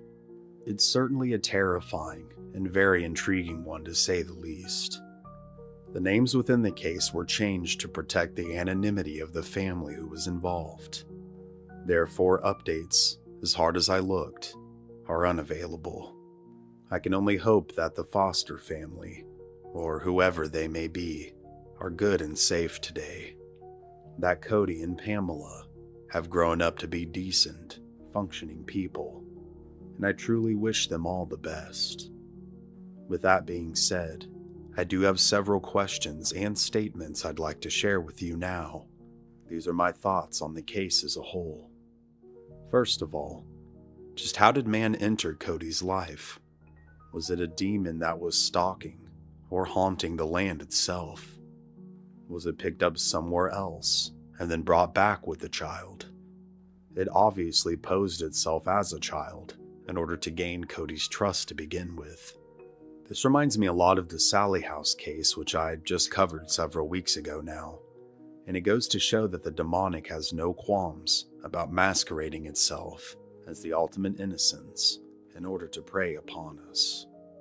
Do you think the native banishing was sufficient, or do you think a Catholic priest should have been involved? I'm always curious to hear people's feedback on situations like this, because I have personally seen a banishing happen in real time using sage, but the entity was just forced outside of the house. It continued to try to get back in. But if cleansing using sage on the property as a whole as well as the house was done, maybe it would have forced the spirit out entirely. Considering Jan used Christian prayer alongside sage and sweetgrass smudging, it certainly makes for a very interesting hybrid cleansing that, in my opinion, would have worked if her faith was strong enough. If man gave Cody an old Polaroid of who he supposedly was in life, as the one shown to Jan by Cody, with the little boy and the elderly lady, just where did this picture come from? And who did it end up being? Did it come from inside the house or somewhere else? And lastly, as to not pose too many questions, if the family continued to experience paranormal happenings, such as unexplained noises and the feelings of being watched, was man ever truly banished, or just weakened by Jan's cleansing efforts? Or, if man was banished, did perhaps something else happen on the land where the home now sits that could have potentially scarred it, such as a tragic event? And with this being said, could there possibly be a portal on the land, or now within the house itself, one where the veil between our world and the next is much thinner, allowing entities, especially dark ones, to sneak through? Ultimately, your conclusions are up to you. When a young family seeking a bright future moves into a new house, It seems as if their dreams have come true until a malevolent force makes itself known. Tormented visions and violent attacks leave them all questioning just what insidious force slithers behind the walls of their new home. Will they make it out alive, or will the entity known as Sallie keep them as playmates forever? This is a case I have personal experience with, and it certainly is very unnerving. I wouldn't recommend watching this video in the dark unless you like a challenge. Located in northeast Kansas is a town known as Atchison, situated on the bluffs of the Missouri River and offering sweeping views of the river valley beyond. Grand Victorian homes and cobblestone roads recall glorious days when wealthy lumber merchants and railroad magnates once occupied the town. But as one walks the streets today, they can't help but feel a tingle down their spine and a cold shudder in their soul. It seems to be a kind of hotspot that harbors otherworldly forces. The time is March of 1993. Newly married couple Tony and Deborah Pickman begin renting a house in Atchison. After weeks of unboxing their belongings, their new house is finally starting to feel like a home. In the words of Tony Pickman, "We had finally moved into a new place. My wife was expecting, and we were just very much looking forward to starting a family together. It was a good time for us." And with Deborah Pickman later saying that, "We thought the home was perfect for us. It was spacious, it had several bedrooms, and we just knew that it was the perfect house." But what they failed to realize was that this house was far from perfect for anyone. After about a month of living there, strange things began to occur. First, the TV began to turn on and off by itself, and small objects like their keys began to move on their own. Thinking that perhaps they were misremembering where they had placed their keys, and the TV turning on and off was possibly faulty wiring, they contacted their landlord about the matter. But after having an electrician come out, he would find nothing wrong with the wiring. Although old, it was functioning as intended. Although the Pickmans thought the happenings were strange, they simply overlooked them. Later that summer, Deborah would give birth to a baby boy who they would name Taylor. And when the young family comes back home from the hospital, Deborah's sister Karen flies in from Buffalo, New York, to help her sister get some much-needed rest as she begins to heal from giving birth and starts adjusting to taking care of a newborn.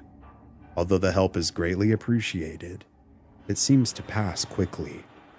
Although the Pickmans are still adjusting to the late-night cries of their newborn son, his cries seem to wake up more than just his parents.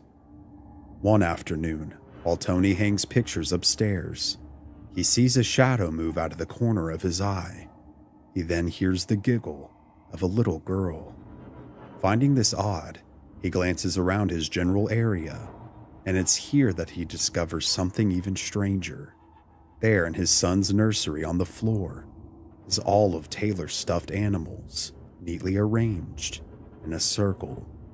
Thinking this was bizarre, they ultimately would laugh it off, thinking that perhaps someone they knew had come into the home and played a prank on them, that perhaps they didn't notice it until now.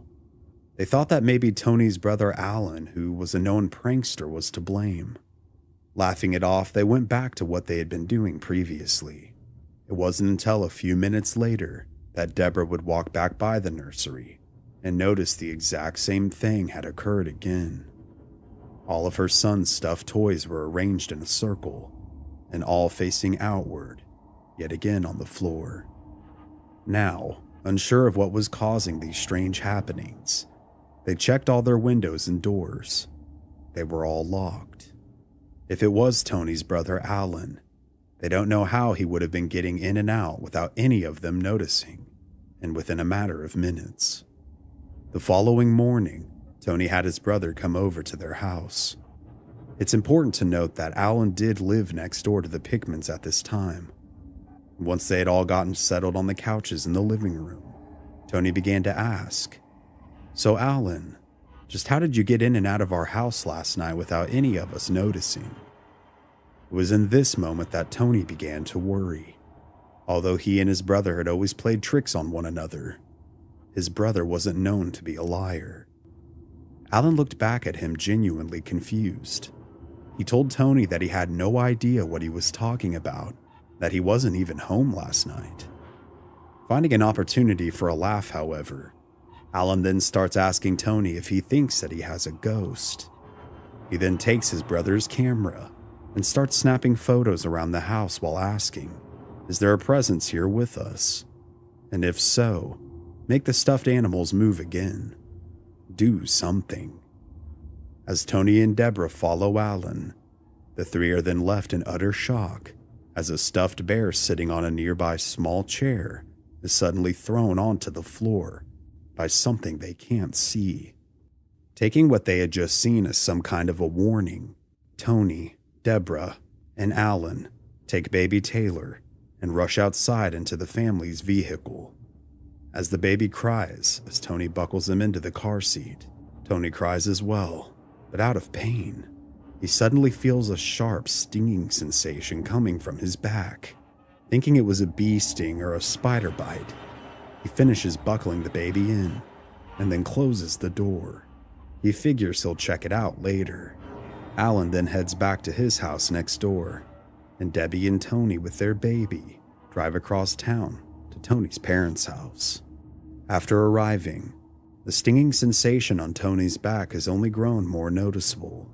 Again, thinking it was a bee sting or a spider bite, he finally has his wife take a look at it. Upon lifting up his shirt, she starts to freak out. From Tony's lower back to up by his shoulder blades are what appear to be 3 very distinct and fresh claw marks. Her anxiety is soon felt by everyone in the house. After discussing what had been occurring amongst themselves, the Pickmans now think that what they could be experiencing may be evil. Coming to this conclusion leaves their heads spiraling, making them ponder a number of questions. Just what will they do? Will they go back to the house? Where could they go if they don't? And much more. Together, Debbie and Tony do their best to calm down and to face the decision that they have to make head on as a couple. In Tony's words, "We were newly married. We had just started a family. We didn't have the money or the resources to be able to afford to move again. We were essentially bled out. We had a baby and we needed a place to stay. So we decided to go back that night." Although incredibly apprehensive about doing so, the Pickmans seemingly have no other choice. The following day, Tony meets up with his brother Alan yet again. Alan seems to have an idea on how to tackle the situation. Alan tells Debbie and Tony that his boss's sister is a psychic medium, and he thinks that they should invite her to try and figure out what could be residing within the house, and if she's able to decipher that. Finding this proposal weird because they've never delved into anything like this before, but feeling like it couldn't hurt to give it a try, they agree to have Alan reach out and ask her to come to the house. 3 days later, she would arrive. Her name was Barbara. Originally based out of California, she actively engaged in psychic work and lectured at various universities about parapsychology. Not having been given any information about the house or its history, she sat in the living room and explained to the Pickmans what it was that she did, and then asked them to tell her everything that had occurred up until that point so that she could fully grasp the whole picture. After they went through it all with Barbara, she then asked them to visit the nursery to begin. Tony would later say that, "I don't really believe in psychics, so I kind of blew her off at first. I didn't know what to think." Barbara begins her process and quickly begins to lose her breath. She starts choking and coughing. She then flees the room, heading for the basement below. Tony later would say that she told us that whatever was here didn't want us here, and that it doesn't like anyone in this room, referring to the nursery. As the Pickmans follow Barbara down the stairs, she soon stops at the bottom of them begins to sense another spirit, but this one doesn't seem ominous. She discovers that the spirit is that of a 7-year-old little girl named Sallie. She believes Sallie passed away within the home itself. She also would come to the conclusion that it was Sallie who had attacked Tony, believing that baby Taylor was hers to protect. She had become territorial. Between Deborah and Barbara, they come to the consensus that Sallie is a guardian of sorts, that it would be a good idea to set aside a space for her and to give her some toys of her own to appease her. Tony, however, thought that this wasn't a good idea at all. He still believed that whatever dwelled within their house was malevolent and evil, that it was a bad idea for them to interact with whatever this thing was in any way, shape, or form. However, disregarding her husband, Deborah does exactly this. After the psychic departs, several days later, Deborah would go shopping for toys for Sallie, hoping that her offerings would appease the spirit and all would be well. She also picks up the developed film from the photos that Tony took during the psychic's visit. Excited to see if any of them contained an image of Sallie, she quickly opens up the envelope to look at them. What she sees, however, disturbs her. Several of the photos are bizarrely distorted, and one even contains some kind of malignant-looking black blob. Horrified, Deborah rushes back home with the photos and the toys in hand.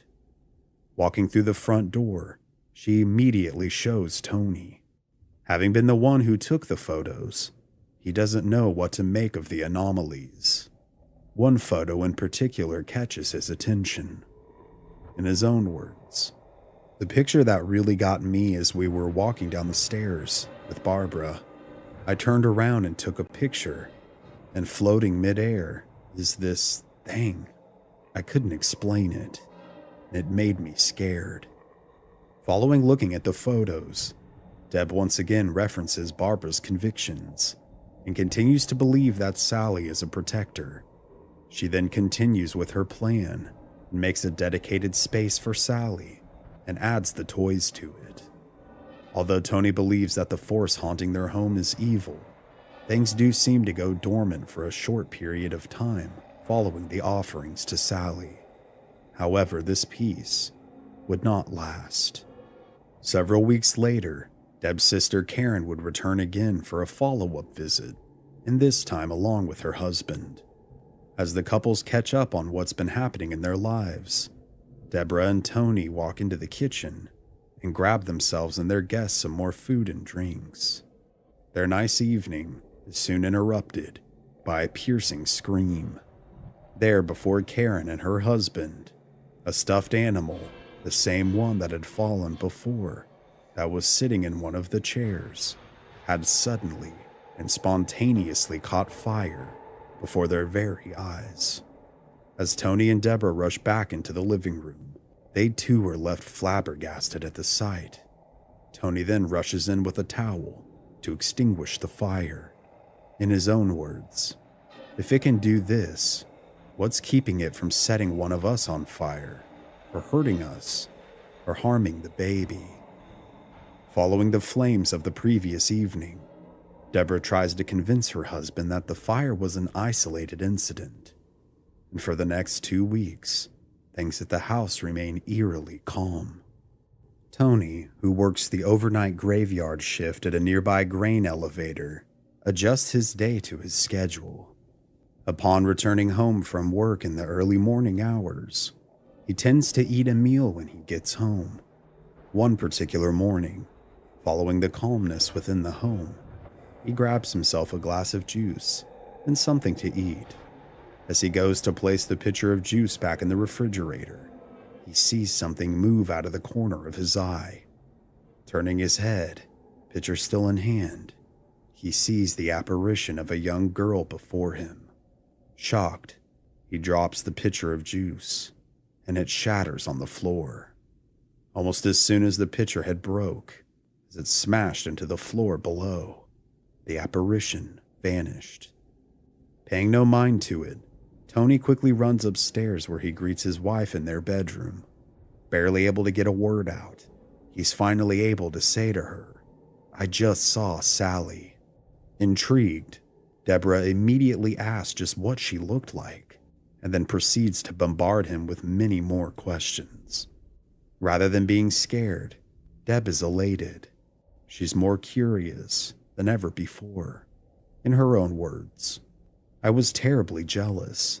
Tony got to see this little girl, or the apparition of her. She's curious just why, of all people, Sallie would reveal herself to Tony. She wonders why she didn't reveal herself to her." For the next 2 months, things once again go dormant within the home. But this too wouldn't last. One night, as the moon hangs high above the Pickman residence, as the couple sleeps, Tony is suddenly and violently pulled forward and then up and out of his bed by his arms. Absolutely petrified, Tony screams as he realizes just what has taken place. He then is further bewildered as he looks down at his wrists. There on both of them were 5 distinct finger markings, as if someone or something had grabbed him. But the outline themselves weren't just there. These outlines looked like they were burns, as if the fingers themselves had been seared into his flesh. Blisters were now starting to form where each invisible hand had been. As he tries to come to terms with this terrifying ordeal, Deb still refuses to believe that it has anything to do with Sallie. She thinks that his lack of sleep from being a new father and working the overnight shift have started to get to him. However, upon seeing the blisters, she's almost in a sense of denial, saying that surely the spirit of a 7-year-old girl would not be able to pull a grown man out of a bed or leave such marks. But if she somehow did, what was the message that she was trying to convey? Given everything that had taken place, a resentment began to build within Tony towards his wife. Accompanying this, he began to hear whispers on almost a daily basis. This would typically occur when he would lay down during the day to try and sleep, so he could get back up and work at the grain elevator. To him, the whispers did not sound like that of a child at all, but rather like 3 low-voiced people speaking to one another. They would also seem so close, as if they were talking simultaneously, directly into his ears. During one particularly scary experience involving the whispering, Tony also begins to see items near the bed float, then rotate by themselves, as if suspended by an invisible force. As he screams, wanting all of it to stop, he is greeted by his wife. After explaining what he had just experienced, unfortunately, she doesn't believe him, given what he had been saying, that he had been seeing shadowy figures, hearing whispers, having nightmares as she perceived them. She thought that lack of sleep and stress was causing him to make things up. Tony is starting to believe that whatever force that haunts the house is targeting him, that it's attempting to manipulate his feelings. Coming to terms with this, he also realizes just how hard it's becoming to hide his growing resentment towards Deborah.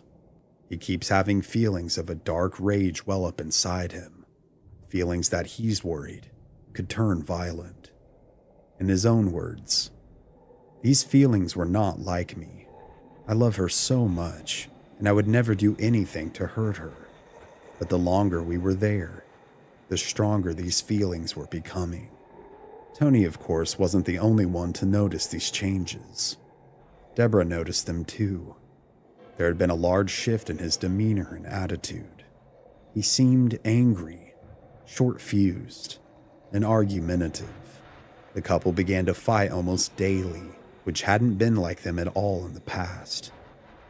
The Pickmans decide that they want to reach back out to Barbara for another consultation to see if they could potentially gain any new information on the presence that seemed to be everywhere and yet nowhere at the same time.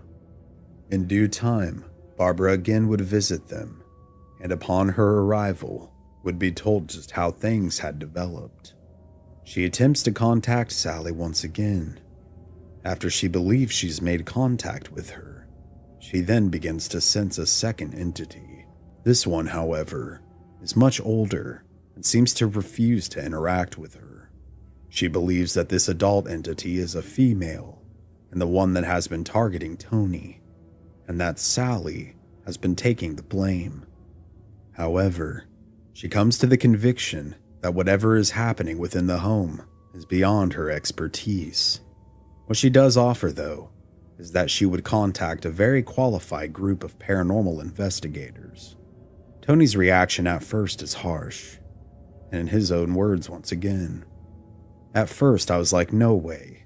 We live in a small town. We'd be the laughingstock. If it wasn't a spirit in the house, then the only other thing that I could think it could be was the devil. And that scared me to death. After discussing the matter further with his wife and Barbara, he finally agrees to give the group a try. Within days, the paranormal group would arrive. The group is led by, at that time, world-renowned medium and paranormal researcher Peter James. In his words, a ghost is the ethereal double of its physical counterpart. We become a ghost dependent on the circumstances in which we die.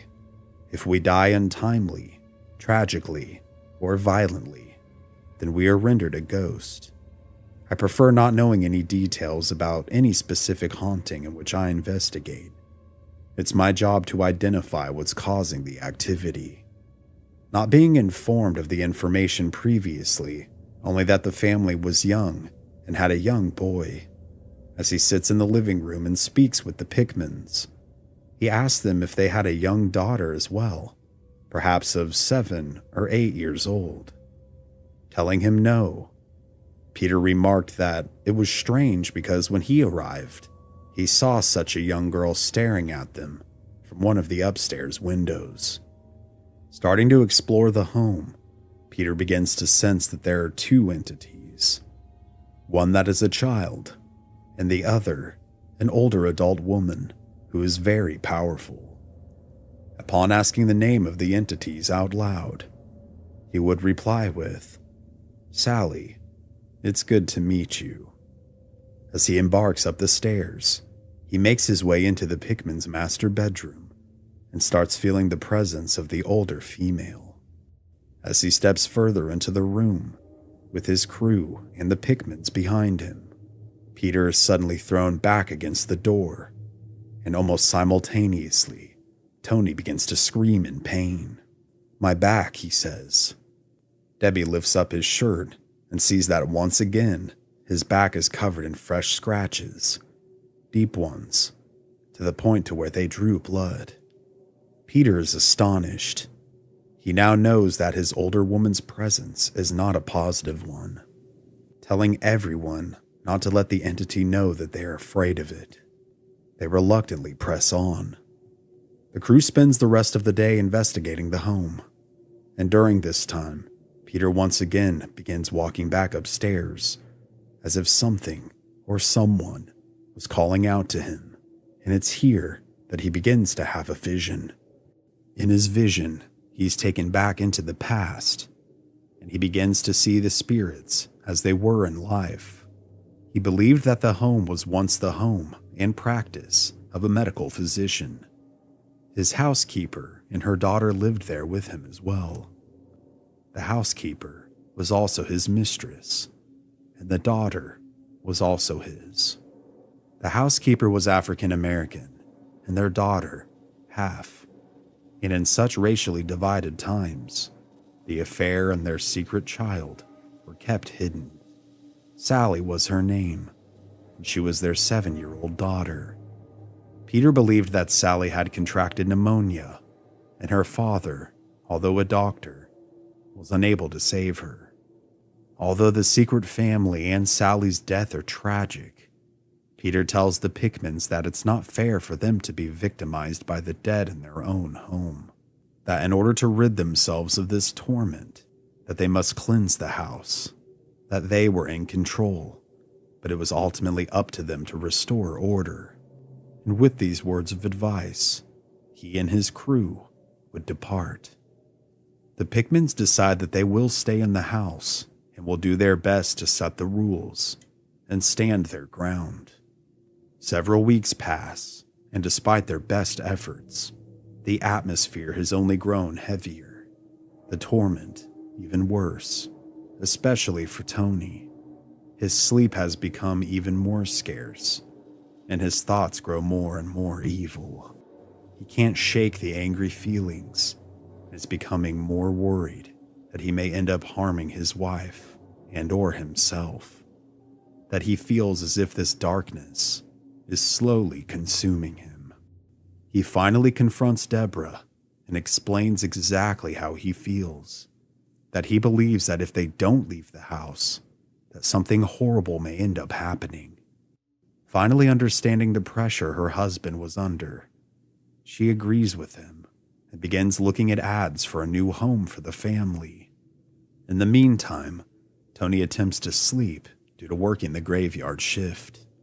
As he lays in bed, tossing and turning, he is once again consumed by the ever-growing and almost overwhelming thoughts of wanting to harm his family. Feeling as if he was under attack, he rushes out of the room and yells for Deborah. He tells her to grab Taylor, that they were leaving, that he had finally reached his breaking point.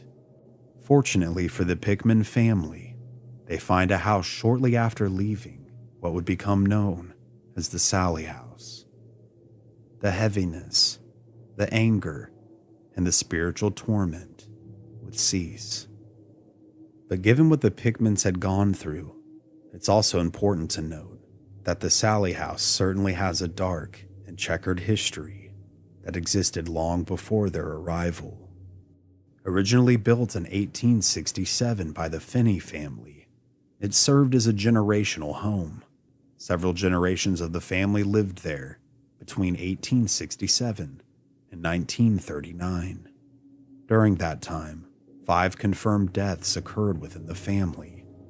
Michael Fahey in 1872, Charles, Catherine's father, the wife of Michael Fahey, Kate Fahey, and Richard Fahey in 1874, and finally Agnes Fahey in 1939. There are multiple stories about Sallie, that she passed away from pneumonia, the origin I previously told in this story, but there is also another which I will tell you now. The story goes that Charles Fahey, the son of Michael and Kate, became a doctor and made the house both his residence and his practice. The front served as an office space and an examination room, while the family lived upstairs. One day, a frantic mother arrived carrying her 6-year-old daughter, Sallie, who had collapsed from severe abdominal pain. The doctor quickly diagnosed her with an appendicitis, and new surgery was urgent. Without delay, he prepped Sallie for the operation using ether, the anesthesia that was available at that time. Tragically, Sallie wasn't fully unconscious, and as the first incision was made, she screamed and thrashed in pain. Despite the doctor's efforts to restrain her and administer more anesthesia, Sallie's condition worsened. She would go into shock and ultimately die on the operating table. Her final moments filled with agony and fear. The home left the Fahey family in 1939 and passed through various owners before becoming a rental property. At least one tenant may have been involved in satanic rituals, which some believe contributed to the sinister activity associated with the house. Paranormal activity wasn't reported until Tony and Deborah Pickman began renting the house.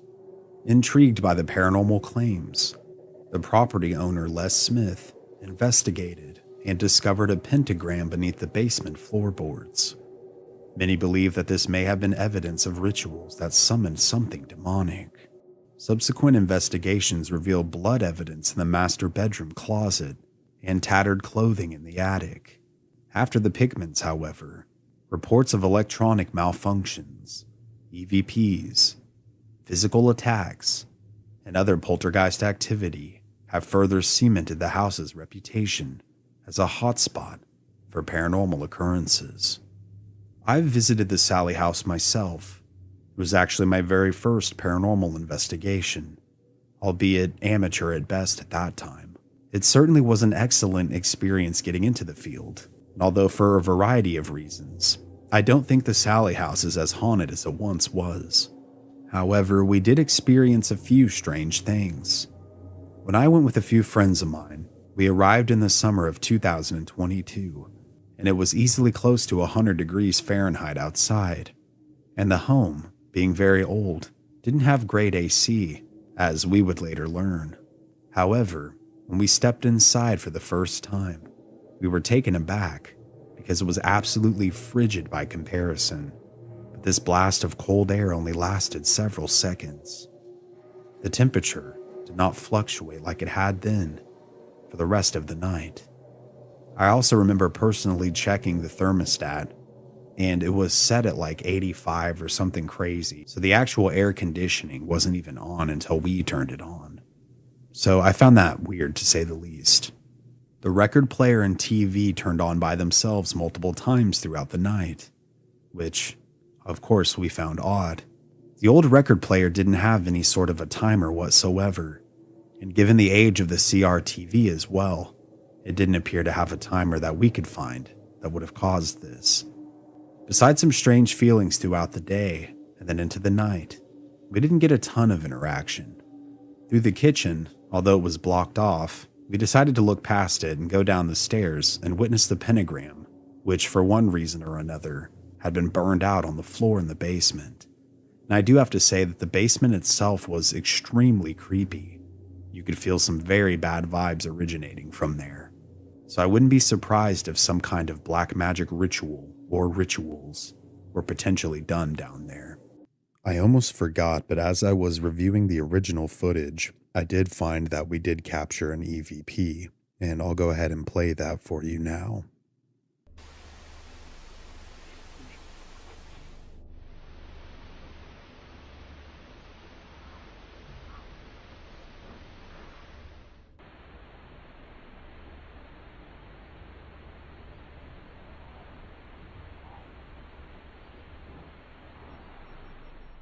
With black mold in the walls of this very old home, we decided not to stay overnight because you weren't supposed to sleep there anyways.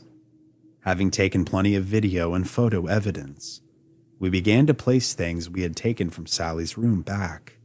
And when my friend, whose name is also Cody, but with a C, placed one of those magic 8-ball toys back on the bed, a touch-activated toy decided to go off on its own. In this particular one, you had to tap its head fairly hard to get it to go off. I remember all of us being freaked out by it. I remember it was extremely foggy that night, which added to the mystique, especially of my first paranormal adventure for sure. Or one that didn't occur, of course, in a home that I lived in. We took one last look at the Sallie house before departing, and to our shock, all the lights decided to turn on within the home. From what we could see, both the upstairs and the main floor lights. The breaker was the original, so this too seems rather impossible to have just occurred on its own, without some kind of ghostly intervention. Our code only worked for entering, so we weren't able to get back into the home following this. But granted, it was 2 a.m. at this point, so we decided to drive home. We would hit a pothole, and one of our tires kept going flat on our way home, which definitely was not fun. All around, I would return knowing what I know now, and having much better equipment and resources, and far more experienced friends by my side. I think we would catch a lot more. It's my belief that for one reason or another, that the Sallie houses may be dormant or not as haunted as it once was, and that it's still very possible that a demonic presence still slithers within its walls, masquerading itself as the soul of a little girl named Sallie. I took the original documentary down due to some copyrighted image issues earlier this year, as well as the origin story that I had originally made. But I think I did a far better job this time anyways.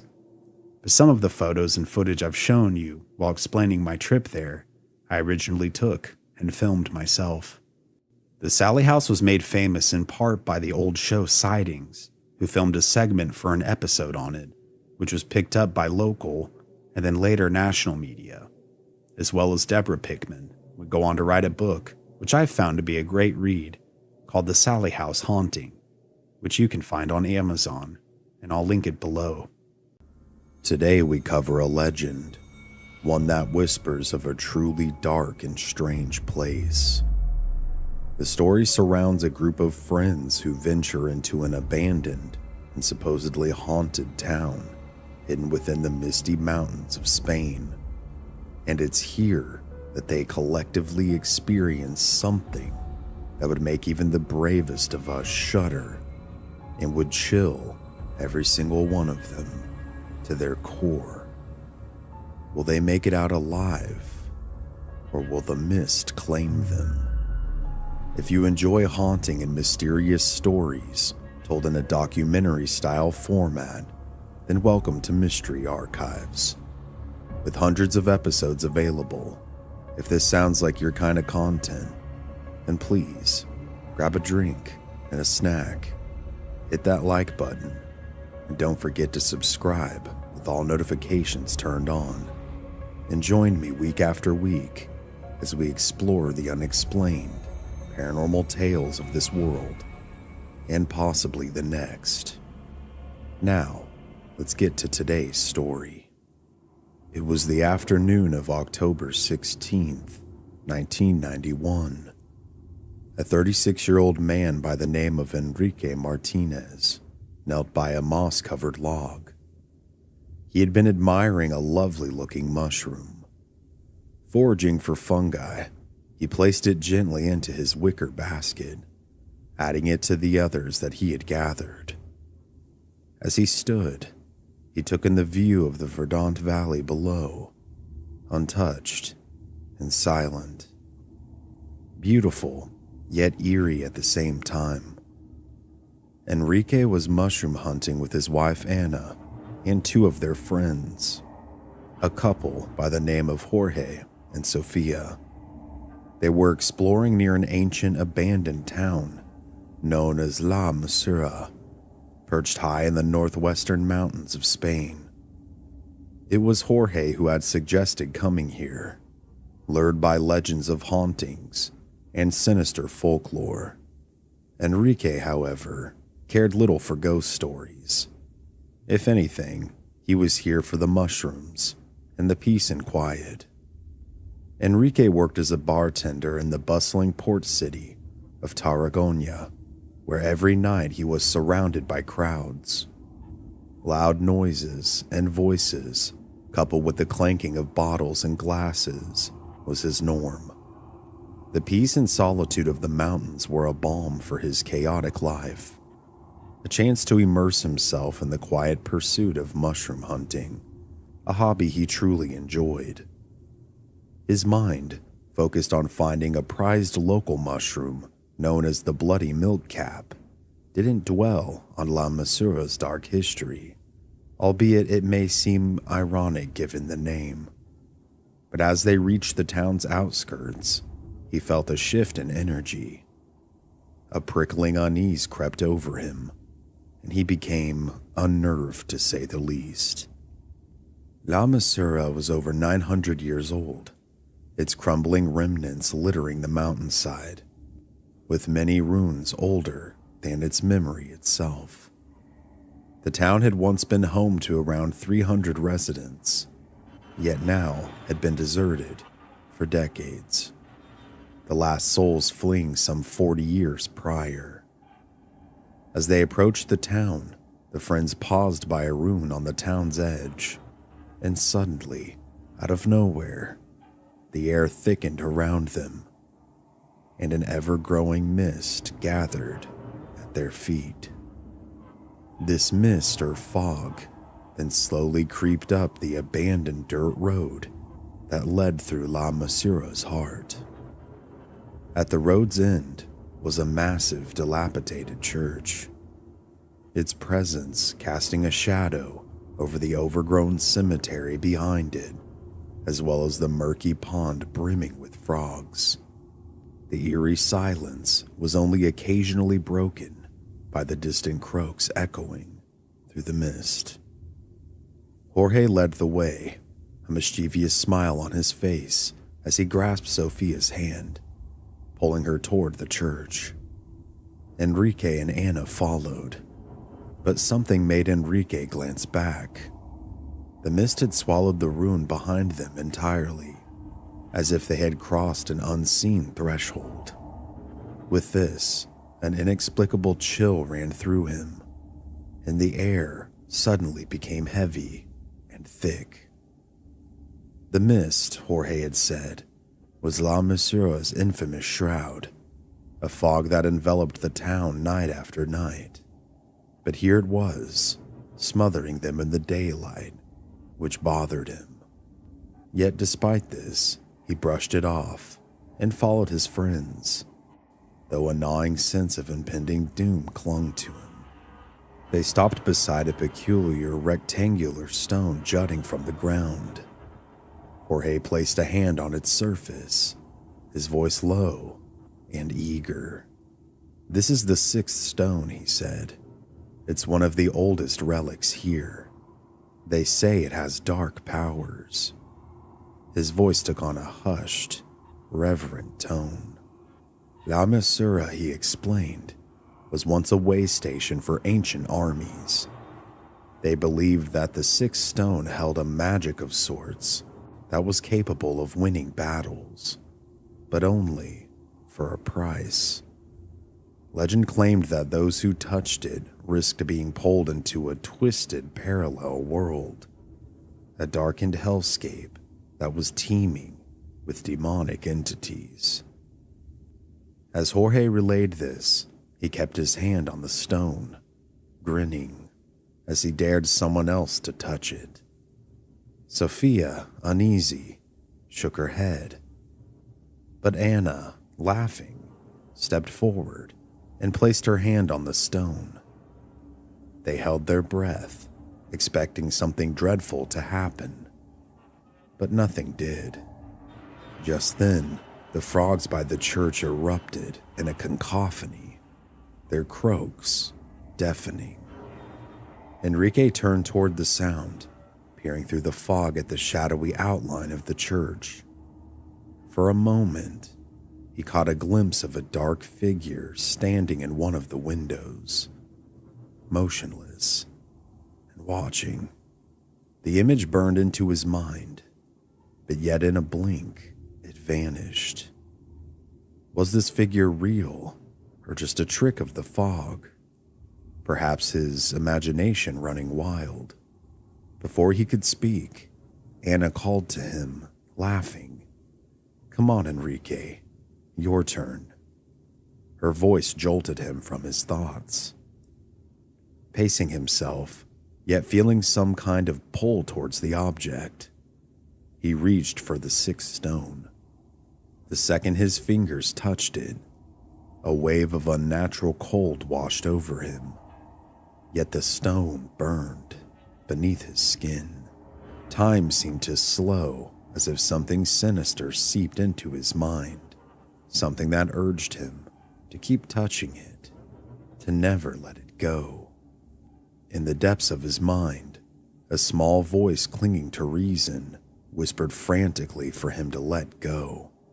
With great effort, he released the stone, his skin tingling as he backed away. His friends were grinning, but Sophia was pale. "Let's leave the stone alone," she said, with her voice trembling. "We are tempting things that we don't understand." Jorge chuckled, trying to brush off her concern, and then led them further into La Mussara. As the group ventured deeper, the fog grew denser, smothering the world around them, as though drawing them into its depths. Enrique couldn't shake the lingering dread, the feeling of someone or something watching them. He slowly trailed behind, casting wary glances at the church. As they passed by the pond, the frogs' croaking reached an almost unbearable volume, pulsing like a heartbeat. With this, Enrique's gaze drifted involuntarily toward the window where he had originally seen the dark figure. It was empty now, but he noticed something peculiar. He felt a pull, something coaxing him closer, daring him to peer inside. Despite his soul screaming, he obeyed, stepping toward the church, unable to resist the compulsion. With each step, his breath grew more shallow as he leaned closer and closer to the broken window, peering into the darkness within. Inside, shadows pooled in every corner, shrouding the remnants of pews and the pulpit. The frog's croaks continued to swell, reaching an overwhelming crescendo as his gaze locked onto the inky black void just beyond the altar. It felt as if the darkness itself was alive, twitching and writhing, beckoning him closer. Suddenly, a hand gripped his shoulder, jerking him back to reality. Anna was beside him, her face puzzled. "Come on," she said, leading him toward the cemetery. They joined Jorge and Sofia amongst the graves, each stone worn and nameless. Trying to shake off the lingering terror, Enrique turned his focus to the headstones. Anna backed into an old cross, toppling it to the ground with a sickening crack. With the fog ever thickening around them, Enrique swore he heard whispers in the mist. They seemed faint and pleading. He glanced back at the church, still feeling that dark presence there lurking, watching and waiting. Something in La Mussara did not want them to leave. Jorge and Sofia turned toward Anna as they heard the snap of the stone breaking in two. Realizing what had happened, Jorge burst out laughing, teasing her by saying, "Oh boy, now you've upset the evil spirits here. You better put that back together." Anna tried to laugh along, but panic crept in as she attempted to reassemble the gravestone she had accidentally broken. But the stone was beyond repair. Jorge continued to chuckle, while Sofia, standing close beside him, grew uneasy. "Jorge, is this place truly haunted?" she asked. "Like actually haunted?" Her voice hushed with worry. Jorge paused, his laughter fading. "Yeah, I think it really is." And with that, he launched into the legend that haunted La Mussara. In October of 1873, during a fierce civil war in the region of Spain, rival armies used the nearby mountainside caves as makeshift field hospitals. One night, a reverend general named Circos, mortally wounded in battle, was brought into one of these caves. There, surrounded by his closest men, he passed away. His death was kept secret, revealing the loss of their beloved leader would crush the morale of his troops and give the enemy an easy victory. At dawn, Cerso's 6 loyal men carried him silently up to the cemetery in La Mussara and buried him in a shallow grave. Knowing a villager was to be interred in that spot soon, they laid him under a thin layer of dirt, to be hidden by another coffin, and marked only by a simple, unnamed headstone with a single horizontal line. Weeks later, 5 enemy soldiers scaled the mountain, unaware of Cerso's death. Convinced he was hiding in La Mussara, they forced their way into homes, demanding the villagers reveal his location. The poor townspeople were terrified. Finally, a weary elderly man stepped forward and revealed Cersos was buried behind the church. Suspicious, the soldiers forced the townspeople to dig up every grave in the cemetery to prove his death. Amid the chaos, the eerie sound of croaking frogs from a nearby pond grew louder and louder. Frustrated by the deafening noise, the soldiers' leader strode to the pond, firing shots into the water to silence the frogs. But their croaking only intensified. The soldiers finally realized that the only grave left undisturbed was marked by this simple line. The villagers warned them that this grave belonged to a feared witch, but the soldiers didn't care. They forced the villagers to dig it up, and when they opened the coffin, the townspeople gasped in horror.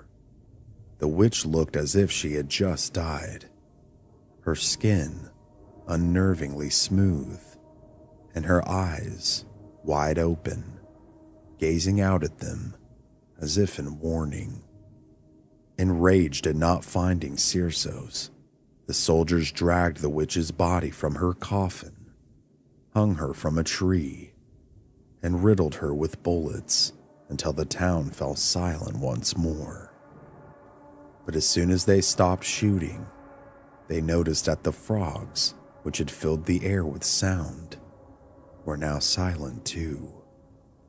The soldiers, unsettled by the sudden stillness, fled La Mussara, leaving the villagers to rebury the dead.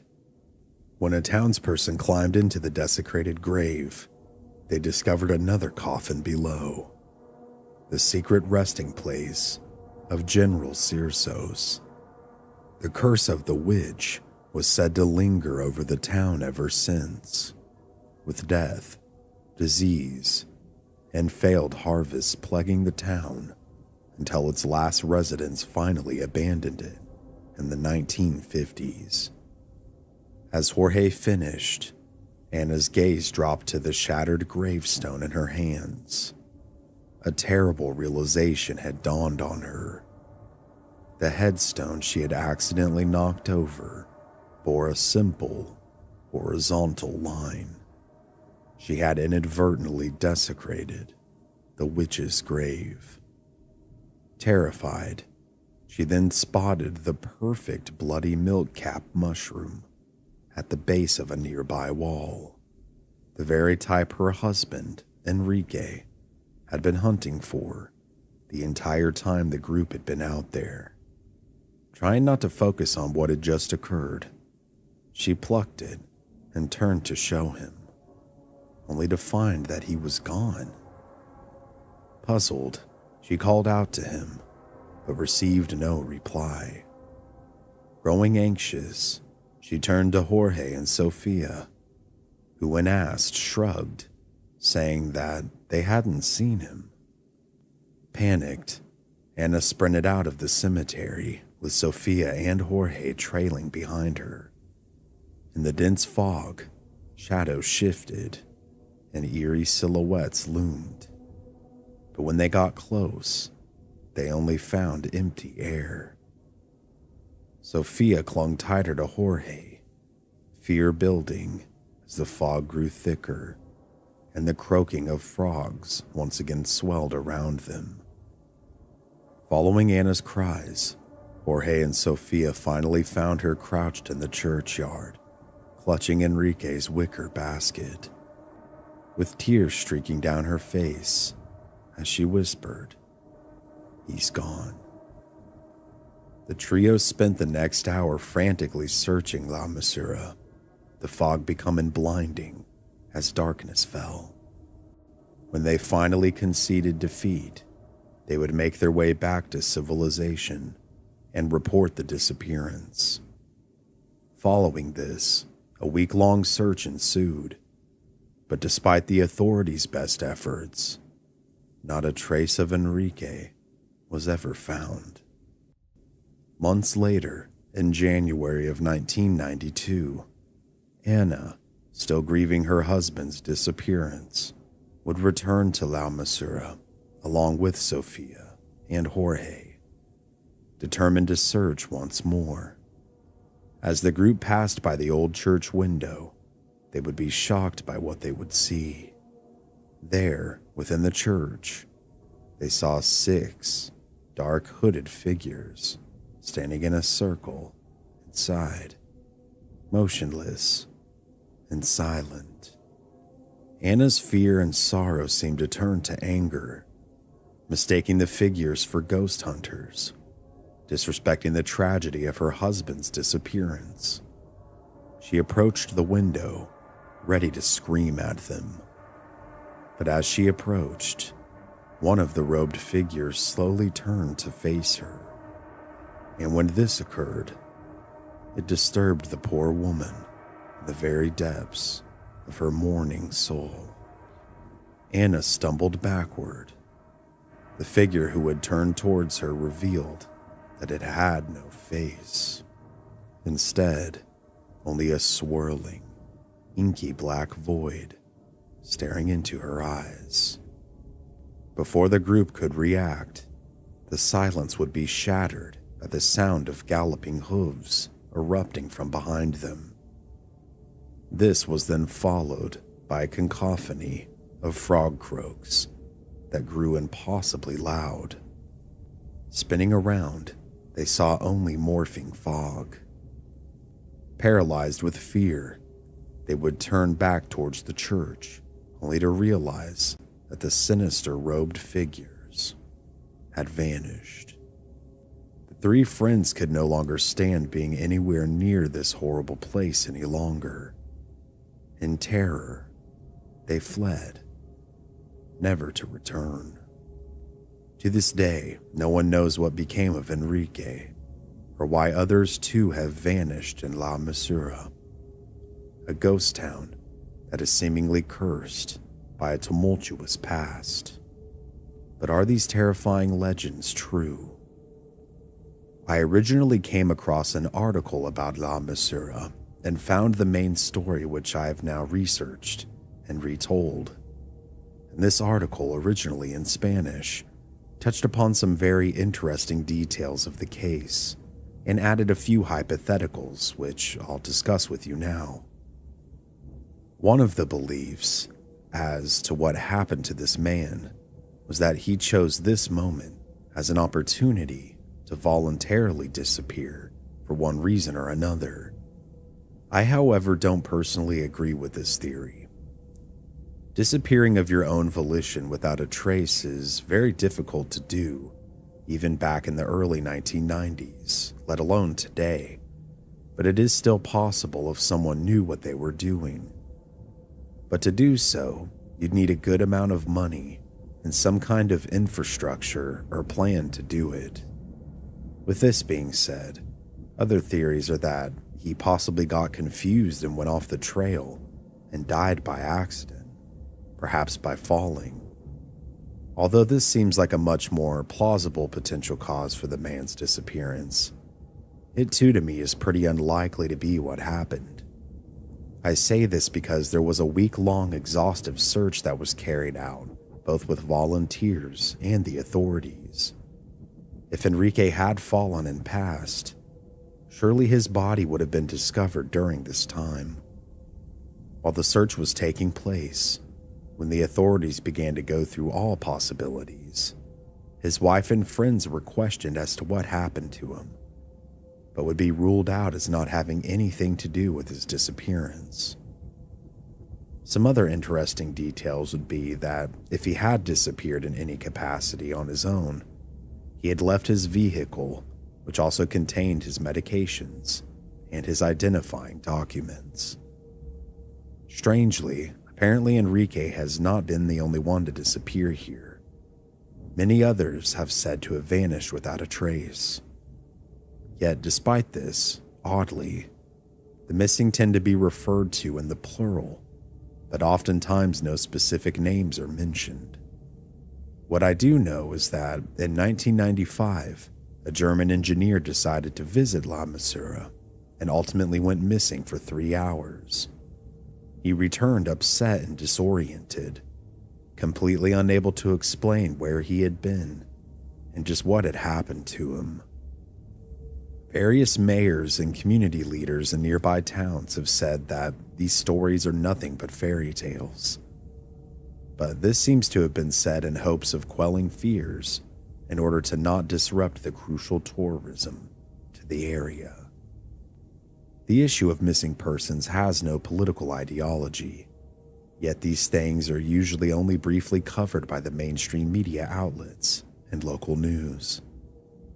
Occasionally, a case may be picked up by a content creator on YouTube for wider exposure, but these are few and far between. At the end of the day, only friends and families of the missing person are truly affected, it seems like. Society as a whole may pause for a brief second, but seem to go back to business as usual after that second has passed.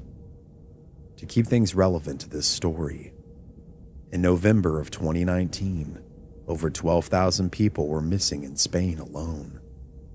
Some have turned up over time, but the number who haven't is still very high, posing a very real enigma and one that affects many lives.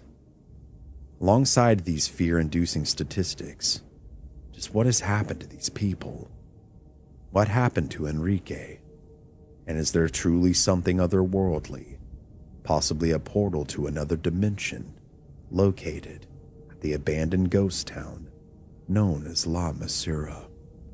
These, as with many stories I've covered, are questions that I or anyone else may never have the answers to. But despite the horror, sorrow, and terror, it does go to show that there are many things in this world that are truly unexplained, and these things may just remain as such. Things were so bad that Michael's parents, Jackie and Esther, and his sister Martha, had to leave the house along with Martha's baby daughter, Sarah Louise. It happened about 100 years ago. It was a baby boy that was smothered at birth. And she said this baby was just a newborn baby. Can we just get that clear, Michael? Did you see it? Yes. You saw it? I did see it, yes.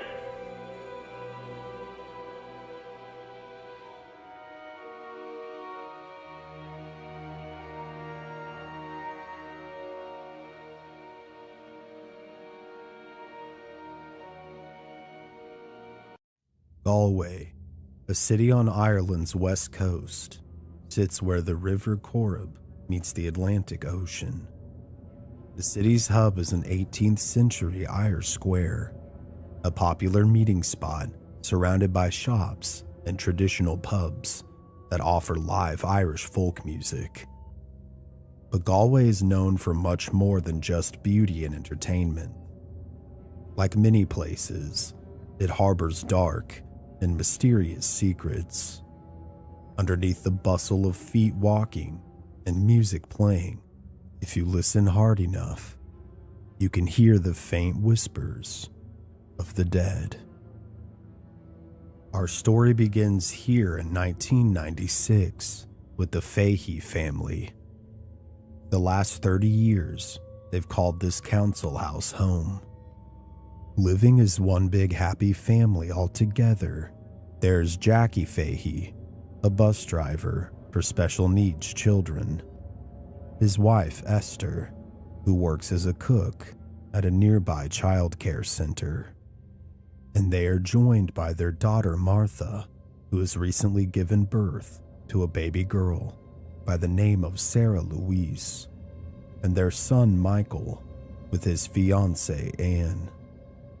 In the words of Michael Fahey, with the birth of Sarah Louise, when she came into the house, we felt as if it was a new beginning. Me and Anne were in the process of getting married, and I had just started my own business. It was a very happy time for the family. But as the family loves one another and cares for the newborn Sarah Louise, something else seemed to be watching them, lurking within the walls of their home. A few months after Sarah Louise is born, their next-door neighbors begin a series of renovations. The construction and its noises begin to bleed over into their house as well. But it seems as though the baby is not the only entity that is disturbed. Several days after the renovations began, as Michael walks into the living room, he is hit seemingly out of nowhere by a horrendous smell, describing it as smelling like rotten meat or rotting flesh in later interviews, but thinking it had to have been a deceased rodent or something to do with the pipes. He brings it to the attention of his father. Jackie too is taken aback by the noxious smell. Although the two do their absolute best to discern where the smell is coming from, it seems to be everywhere, yet is spawning from nowhere. Concerned, Jackie contacts the local property authority to have their pipes examined for the potential cause. The following morning, with a knock at the door, 2 plumbers arrive to hopefully begin to figure out the cause of the smells and come up with a solution for the family. Walking inside, they ask Jackie and Michael just what seems to be the problem, as they explain that the smell seems to be everywhere, yet nowhere, oftentimes being stronger in certain parts of the home versus other times, as if it's moving. They think it could have something to do with the pipes. They tell the men that it smells like rotting flesh, or death, or both. Pinching their noses in disgust, they ask the plumbers if they smell it. Unfazed, neither men can smell anything. This very much confuses the Faheys, telling the men that the scent is often stronger upstairs. They lead them there and into the restroom. Michael and Jackie continue to cringe in discomfort, but the plumbers can't seem to smell what they're smelling. Confused and becoming angry, considering they've been smelling this rot for several days now, they ask the plumbers to check everything anyways, since they're already there. So the men do just that.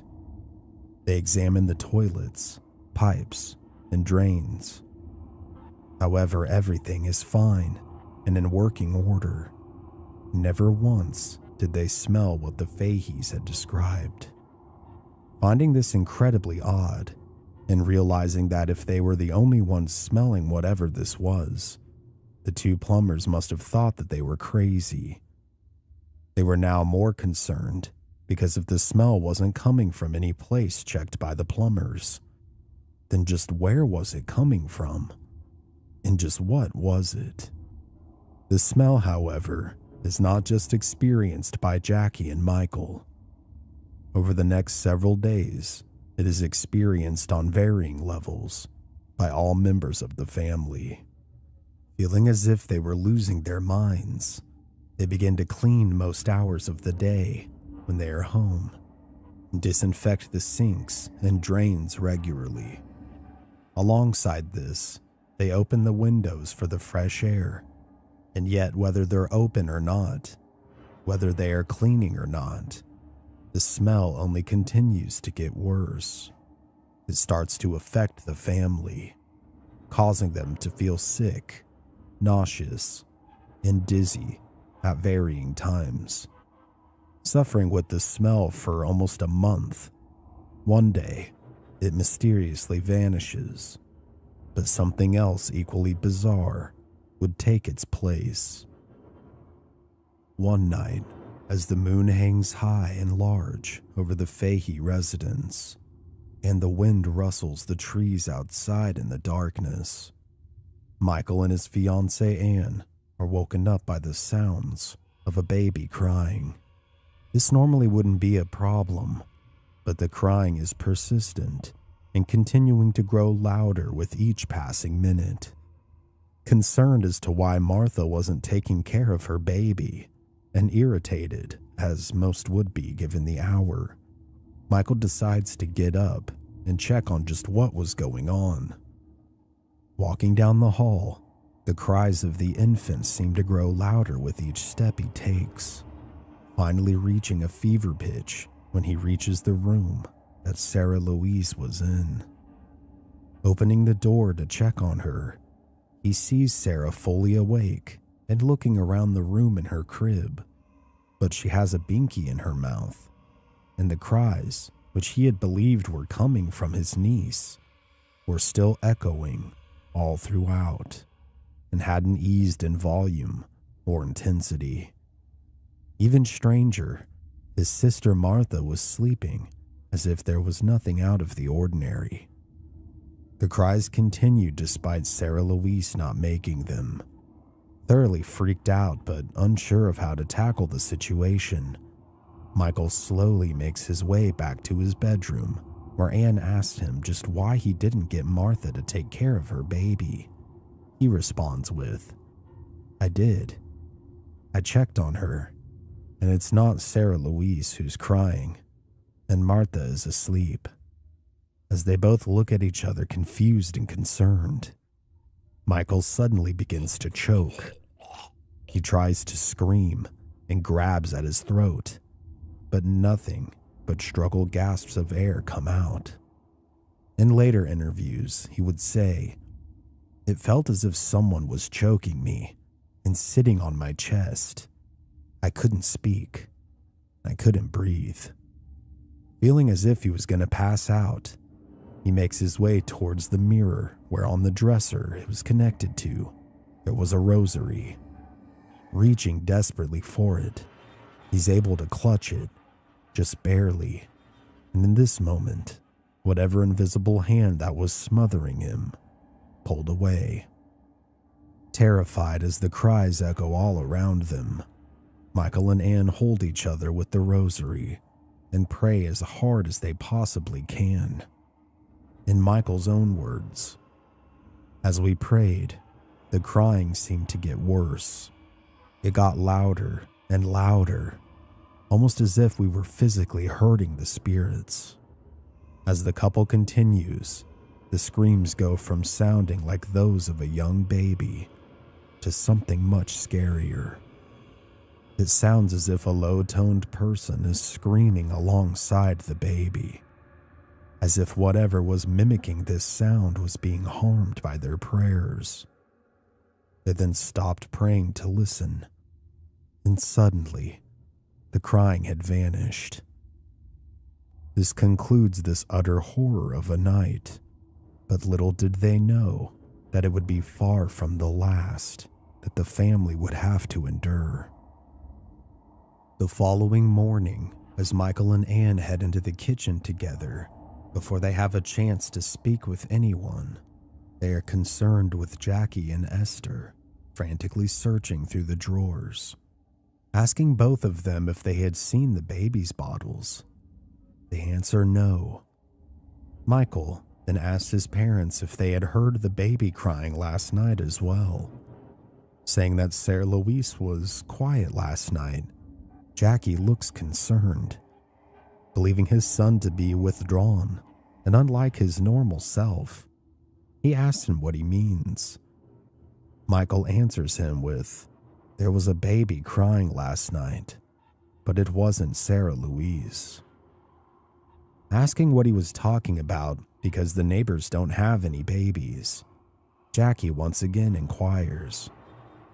Michael responds with saying that he believes that there may be something in the house, and whatever this thing was may have just hidden the bottles as well.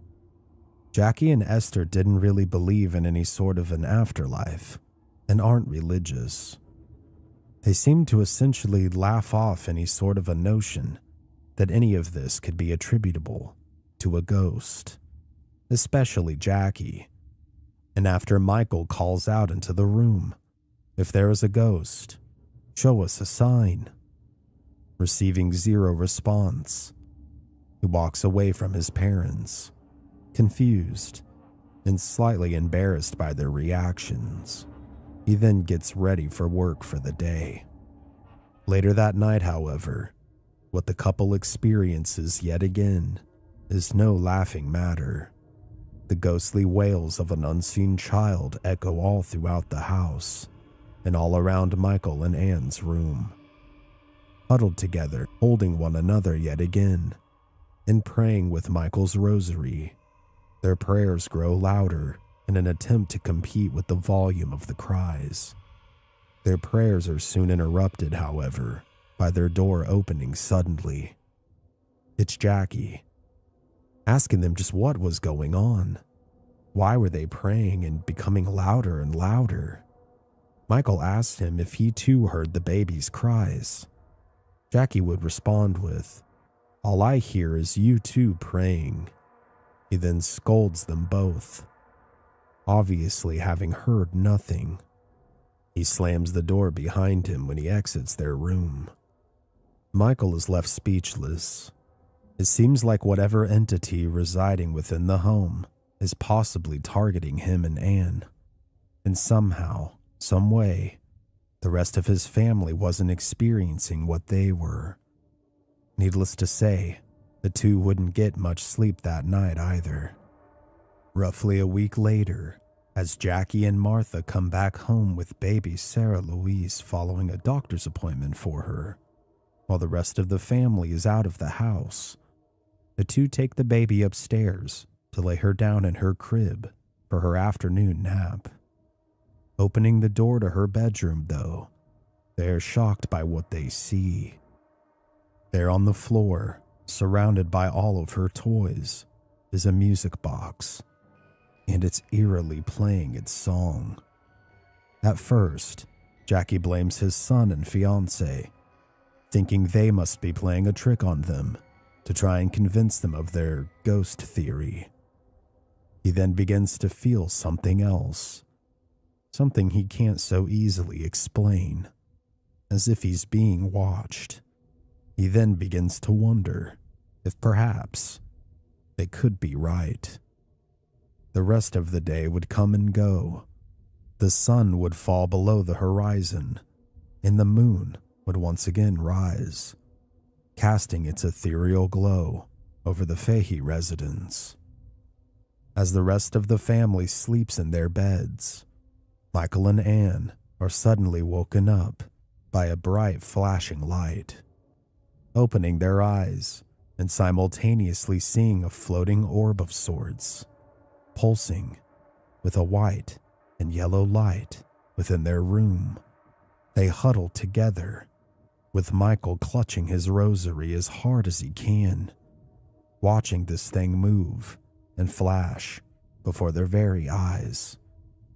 In Michael's own words, it was like a bright orb. It slowly dissipated, and then it just disappeared.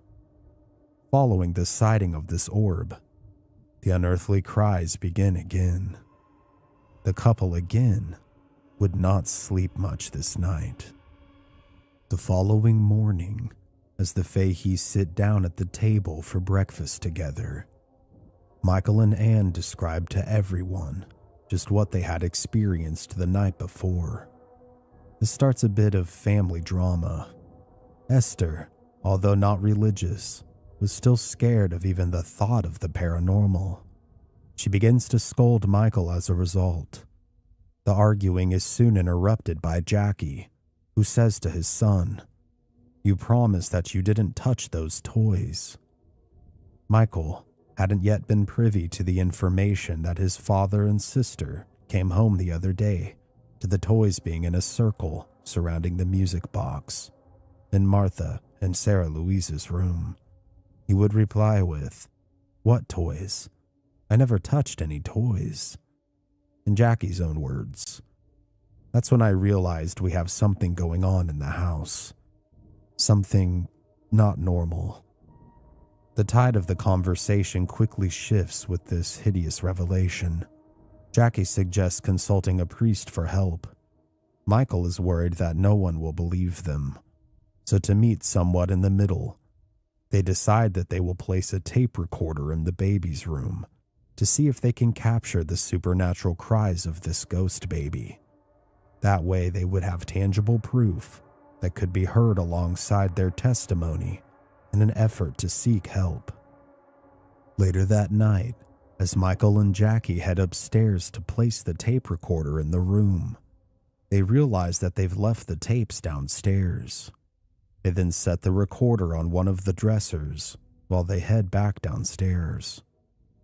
After retrieving the tapes, they would then hear a violent commotion coming from upstairs. Rushing back upstairs and back into the room as fast as they could, would come face to face with something that neither of them could explain.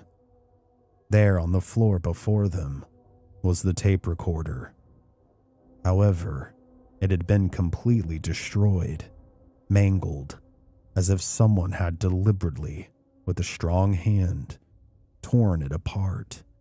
While father and son try and decipher the mystery of the destroyed tape recorder, cries suddenly erupt from downstairs.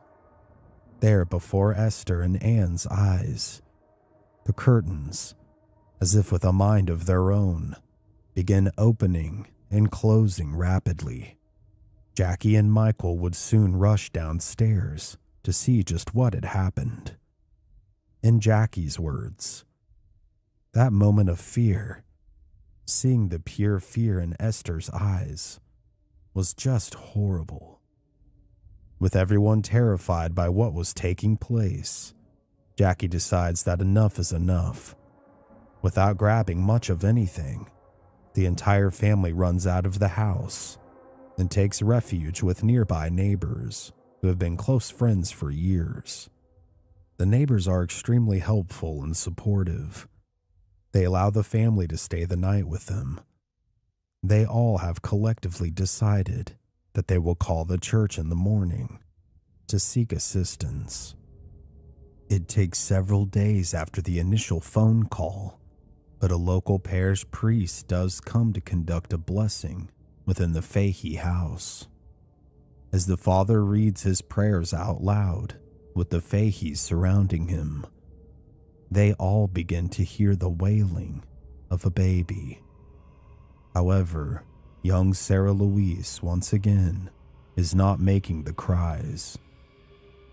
Jackie would later say that the more prayers that the priest was saying, the more that the ghost baby screamed. It was as if it was saying, "Get out. We don't want you here."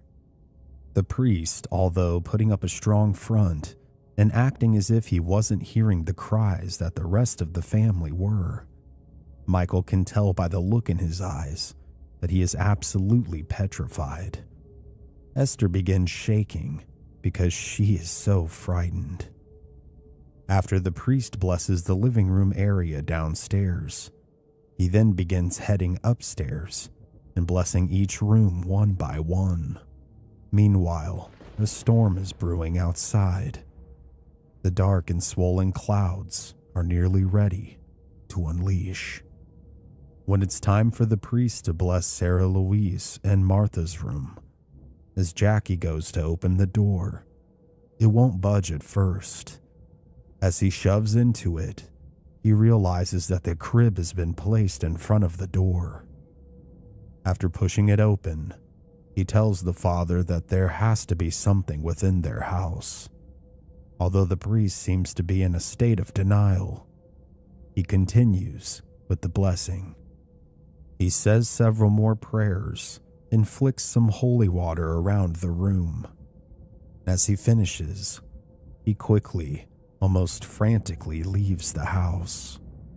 As Michael would later say in regards to the situation, it was as if he couldn't wait to get out of the house.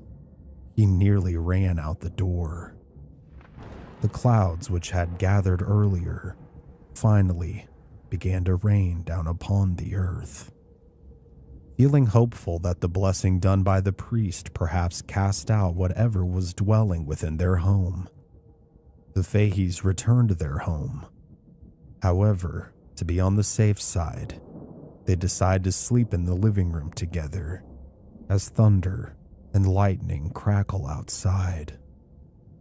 While everyone else sleeps, Jackie suddenly wakes up to the cries of the ghost baby yet again. Oddly though, he seems to be the only one disturbed back to consciousness by its cries.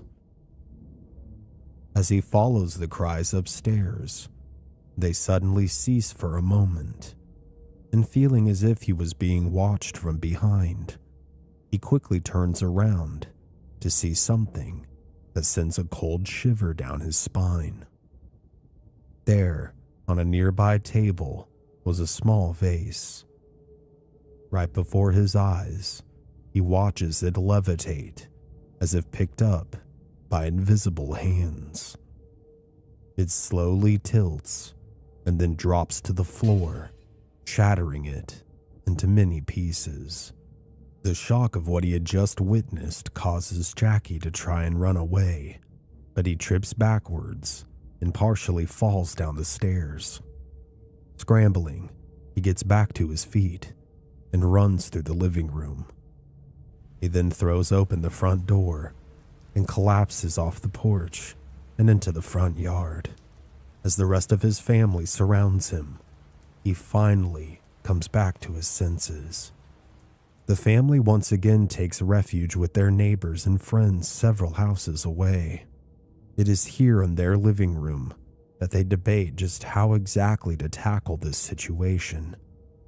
Whether to travel 4 hours away to stay with Jackie's sister temporarily, or to stay here somehow.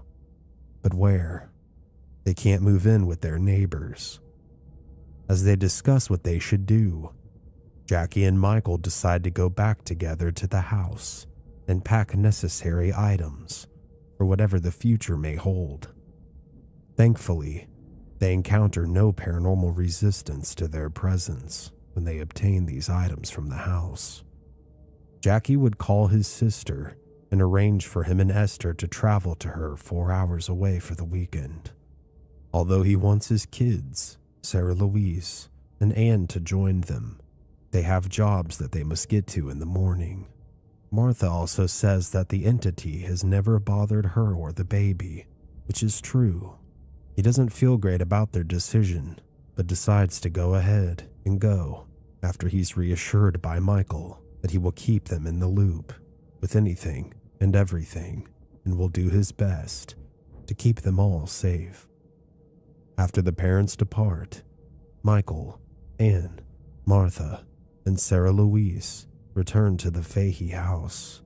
The rest of the night is surprisingly quiet for the first time in what feels like forever.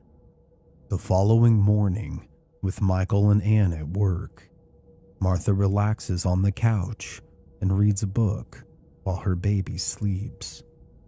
But not for long. The peace is soon shattered by the cries of her daughter. Placing the book on the coffee table, she quickly heads upstairs to tend to her. The door, however, is closed, and she didn't close it. Finding this strange to say the least, she grabs the handle and goes to open it, but it won't move. It's as if a large, invisible person is pushing it from the other side. As Sarah Louise cries for her mother, Martha frantically begins to throw her entire body into the door in an effort to open it. It doesn't move whatsoever. Panicking now, she runs to a neighbor for help. As her and the neighbor rush back to her house and upstairs to the room, the neighbor searches through their toolbox to try and find something, anything that'll help open the door, when it suddenly and gently opens. The two then look at each other in awe. Quickly grabbing her baby, Martha then grabs her bag, and together with the neighbor, they all flee the house. Later that evening, as Michael and Anne both return home from work, they notice that there's a note on the door. It tells them that Martha and the baby are at a nearby neighbor's house. Thinking nothing of it, as Michael goes to fetch his sister and his niece, Anne stays back at the house. As she sits in the living room waiting for her fiancé to return, she suddenly hears the sound of something moving. Glancing around the room for the source, she realizes that a picture of Sarah Louise on a nearby table is shaking profusely. It then, as if aggressively thrown, hits the nearby wall and falls to the floor, shattering the glass that once held the photo in the frame. Upon seeing this, Anne screams and bolts out the front door as fast as she can. Upon doing this, she runs into Michael, Martha, and the baby. She then frantically tries to explain to Michael just what had taken place. She feels that if they go back into the house, that whatever presence that was there would harm Sarah Louise, with Martha agreeing that she didn't want to return either after what had happened earlier. Michael relents and tells them to get in the car. Martha then lets him know that she needs diapers from the baby's room before they go. Agreeing to fetch them, Michael runs inside and grabs them, as well as the baby's car carrier. Before leaving the house, however, he picks up the phone to make a phone call to his parents to let them know just what had happened. Upon dialing his aunt's number to call them, he hears several dial tones, but then begins to hear faint voices on the other end. These voices then began to change in pitch, going from higher to lower in a very unsettling way. Hanging up the phone and then trying again, the phone begins to call and then suddenly emits a horrendous, high-pitched noise directly into his ear. Throwing the phone down, he's absolutely stricken by what he sees. The phone itself is completely melted and is still smoking. With eyes wide, Michael then runs out of the house, but upon exiting the door, he is then shoved out as the door slams behind him. He would later say that, "I was utterly shocked, and I didn't know how, but the phone itself was melted. I then felt like someone was shoving me, like I was being forced out of the house."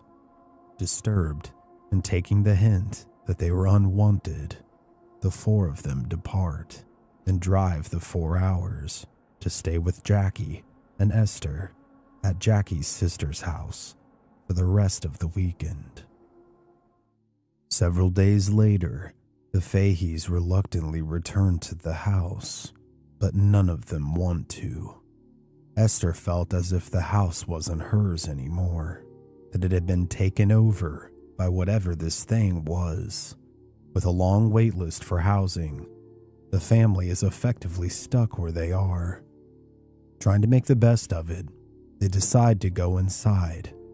Upon opening the door, however, they come face to face with utter destruction. It's as if a cyclone has hit the inside of their house. The curtains are ripped.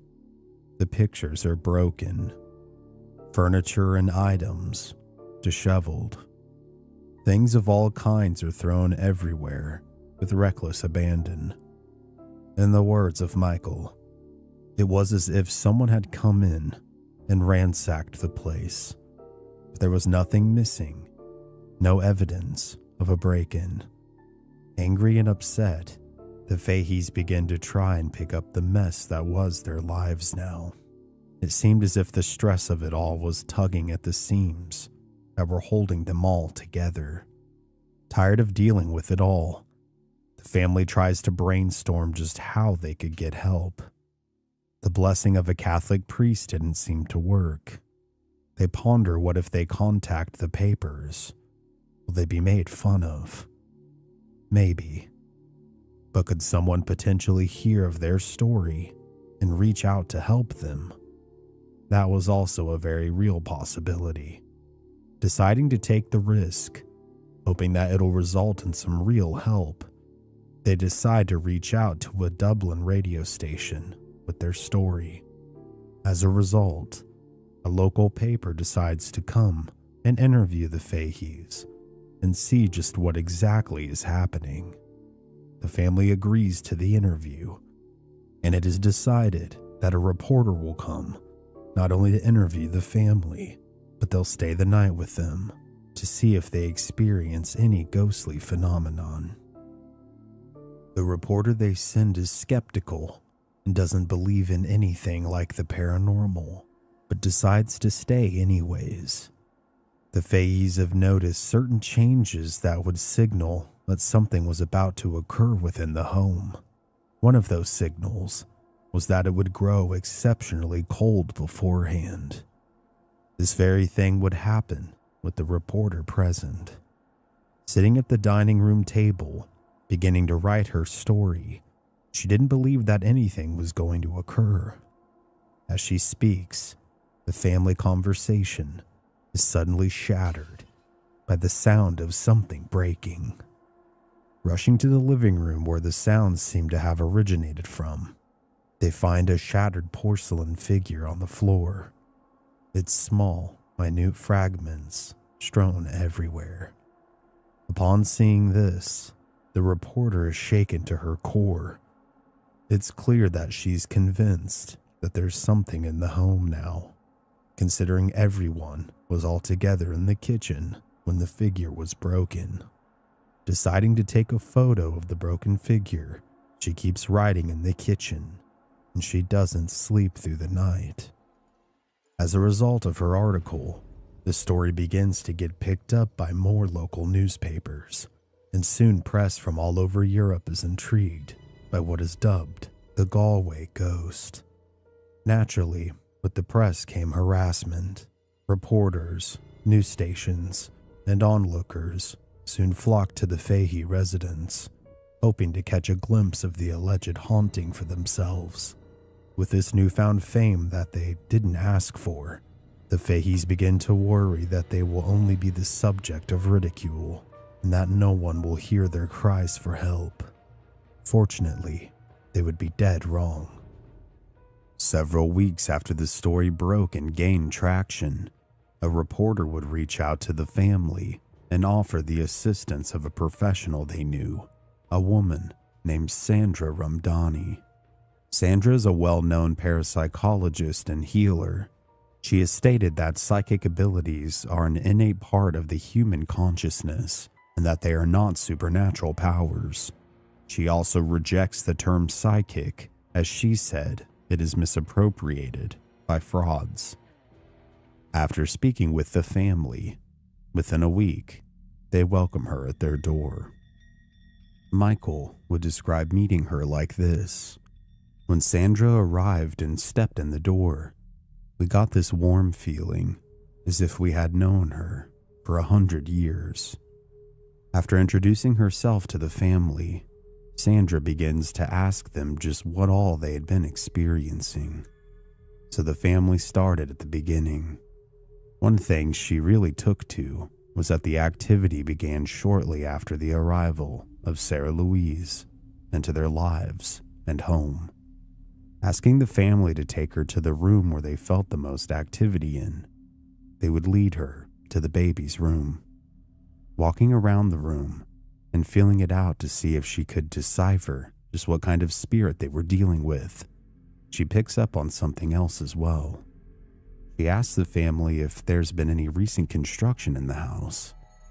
Surprised by her question, Michael would answer her with a yes, that the neighbors had been doing some work on their home, and it had occurred right around the same time that Sarah Louise was born and came to live with them.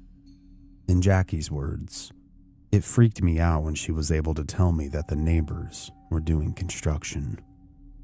Asking to be alone in the room for a time to see if she could gather any more information, the family leaves Sandra within. As she closes her eyes and begins to focus, hoping to make contact with whatever could be there, she starts to feel a cold air on her skin, causing her to get goosebumps, and then she begins to smell as if there's smoke within the room. She is then drawn into a vision. In this vision, she is in an entirely different room. There's a young woman screaming. She seems to be giving birth. Within the room there appears to be a man, possibly her father. His eyes seemed angry, yet sad. Glancing around the room, then she sees a second man lurking within the shadows. His face is stern, and he too seems as if he could be angry. The screams continue for a short while, and then they turn into heavy breathing as the cries of a newborn baby fill the air. They then start up again, But these screams are different. They seem desperate in a sense. The young mother seems to be reaching forward for her baby, but the child seems to be in one of the men's arms. It's her father, but instead of nurturing the infant, he instead has placed some kind of cloth over its face and is smothering it. The other man then restrains the mother as she continues to scream. Sandra, gasping, then opens her eyes. The vision has ceased. Warm tears are slowly trickling down her face. She is shocked by what has been revealed to her. Walking downstairs to greet the family, they can tell she's obviously shook up.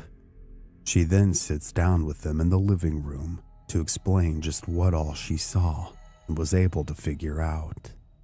She tells the family that she believes the baby was born out of wedlock, and out of shame, its life was taken by the girl's father.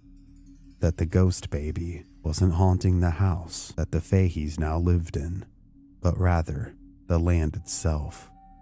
She also believes that the construction by the neighbors inadvertently disturbed the spirit, causing it to become active again, and because it never got to live or feel the love and affection of its mother, that it desperately wanted to get close to Martha, since she had just become a new mother herself. Asking what could be done now, Sandra offers to conduct a healing ceremony in hopes of allowing the spirit to find peace and move on to the other side. The family would agree. First things first, Sandra asked them to please get Sarah Louise out of the house before the ceremony. Needing Martha to be a part of the ritual, it is decided that the baby will be taken on a stroll by Esther and Jackie. The rest of the family alongside Sandra then heads upstairs to the child's room to begin the ceremony. What she did was then she went up to the baby's room and she placed a rose quartz crystal and a snow white quartz crystal in the cot as a focal point, as the baby in the cot.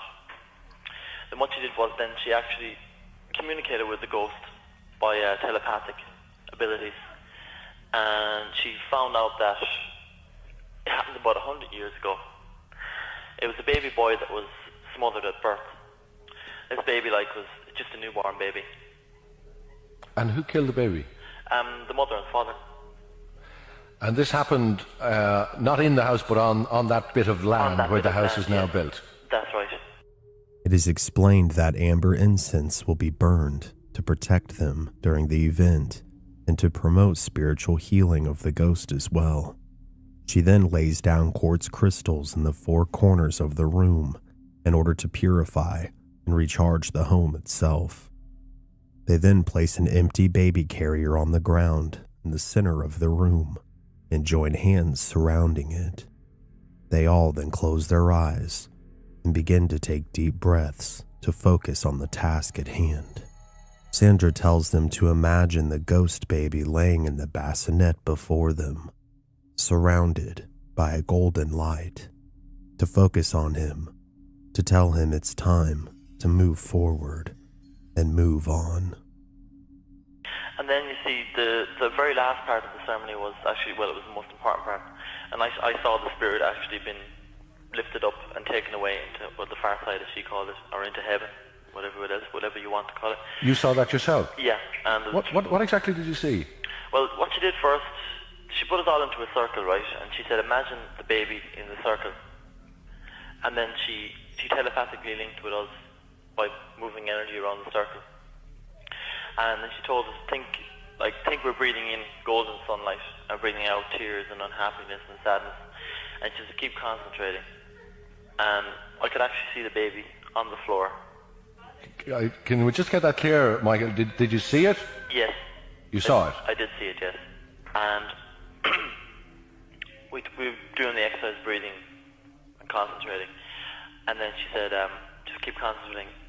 And then she said, imagine the golden light going out to the top of your head. And at that moment, I saw the baby being lifted up into the light, and then it just disappeared. And it left peacefully? It left peacefully, yes. Upon the ghost baby crossing over, the feeling is almost immediately night and day. It's as if everyone and everything could breathe again. With everyone amazed and so very happy that the infant had crossed over, the feeling of joy and peace filled the home once again. Jackie and Esther, who had been outside walking with Sarah Louise, returned as well, and they too could instantly sense that the ghost was gone. This is what would be considered a happy ending for most, but the Galway ghost still haunts the minds of the Fahey family. Every time they hear a knock or something seems out of place, they fear that perhaps what should be gone isn't. That maybe it's always there, watching and waiting to return. This was a highly requested case, and a very interesting one at that. I did have some of my personal takes on this case, as well as some resources and questions that I'd like to share with you now before we go, and this will be in no particular order. So this case apparently has been tied to a scandal that took place between a priest and a family, with the priest having impregnated the daughter a long time ago. This information comes from Jackie, whose real name actually appears to be Jonathan Fahey, from his book, Cry from Beyond. If this is true, it would very much corroborate the ghost baby story, in my opinion. I, however, am a little more skeptical of this ghost baby, having felt the energy in a home supposedly haunted by a little girl, aka the Sallie house. Albeit things may vary on a case-by-case basis, I do believe that entities and/or demons can masquerade themselves as children in order to exploit the vulnerable. Ask yourself this: why would a child, an innocent newborn baby, cause such dread and fear among the Faheys? For this very reason, although they may have crossed over a baby's spirit, makes me believe that something more sinister haunted their home. That perhaps following this event, for one reason or another, this entity went dormant. It seems that construction kicked off the activity by disturbing the ghost that was already dormant there in the beginning. I believe this probably played a role, having had constructions wake up ghosts in an old home of mine. This led to some very strange experiences, such as hearing a chorus of whispers and having night terrors, which was not a fun time. I also like how the plumbers couldn't smell any of the smells that the Faheys were, as in the disgusting ones. I think perhaps they were desensitized to an extent. Maybe this played a role in that. As a former painter, Meg can tell you that my sense of smell is pretty much cooked. I'm sure, depending on your profession, for one reason or another, people get nose blind. I dug as much as I could, but I could not find any updates on the Faheys past 2006. The initial case took place from 1996 into 1997, and it seemed as if the family still lived in the same residence as of 2006. I hope wherever they are now, that they're peaceful and happy. I was only able to find one photo that I believe is the real residence in which the case took place in, and I will show it to you now, but on the off chance that someone still lives there, whether it's the Faheys or anyone, please respect people's privacy and do not harass or bother them. Thank you. With how the home was designed, it would be nearly impossible for someone to have accessed the window in that room on the second floor, to have been able to move the crib in front of the door, and then close it to cause resistance to the door being opened. Just how did the phone end up melting? I do know that in most of Europe, the power is much stronger than it is here in the United States, but there would have been some kind of serious malfunction for a surge to be that powerful that it melted the phone. I always found that aspect of the case to be exceptionally creepy. It doesn't surprise me that Ireland has so many folk and ghost tales. It seems to be such a mysterious yet beautiful place that I'd certainly like to visit one day.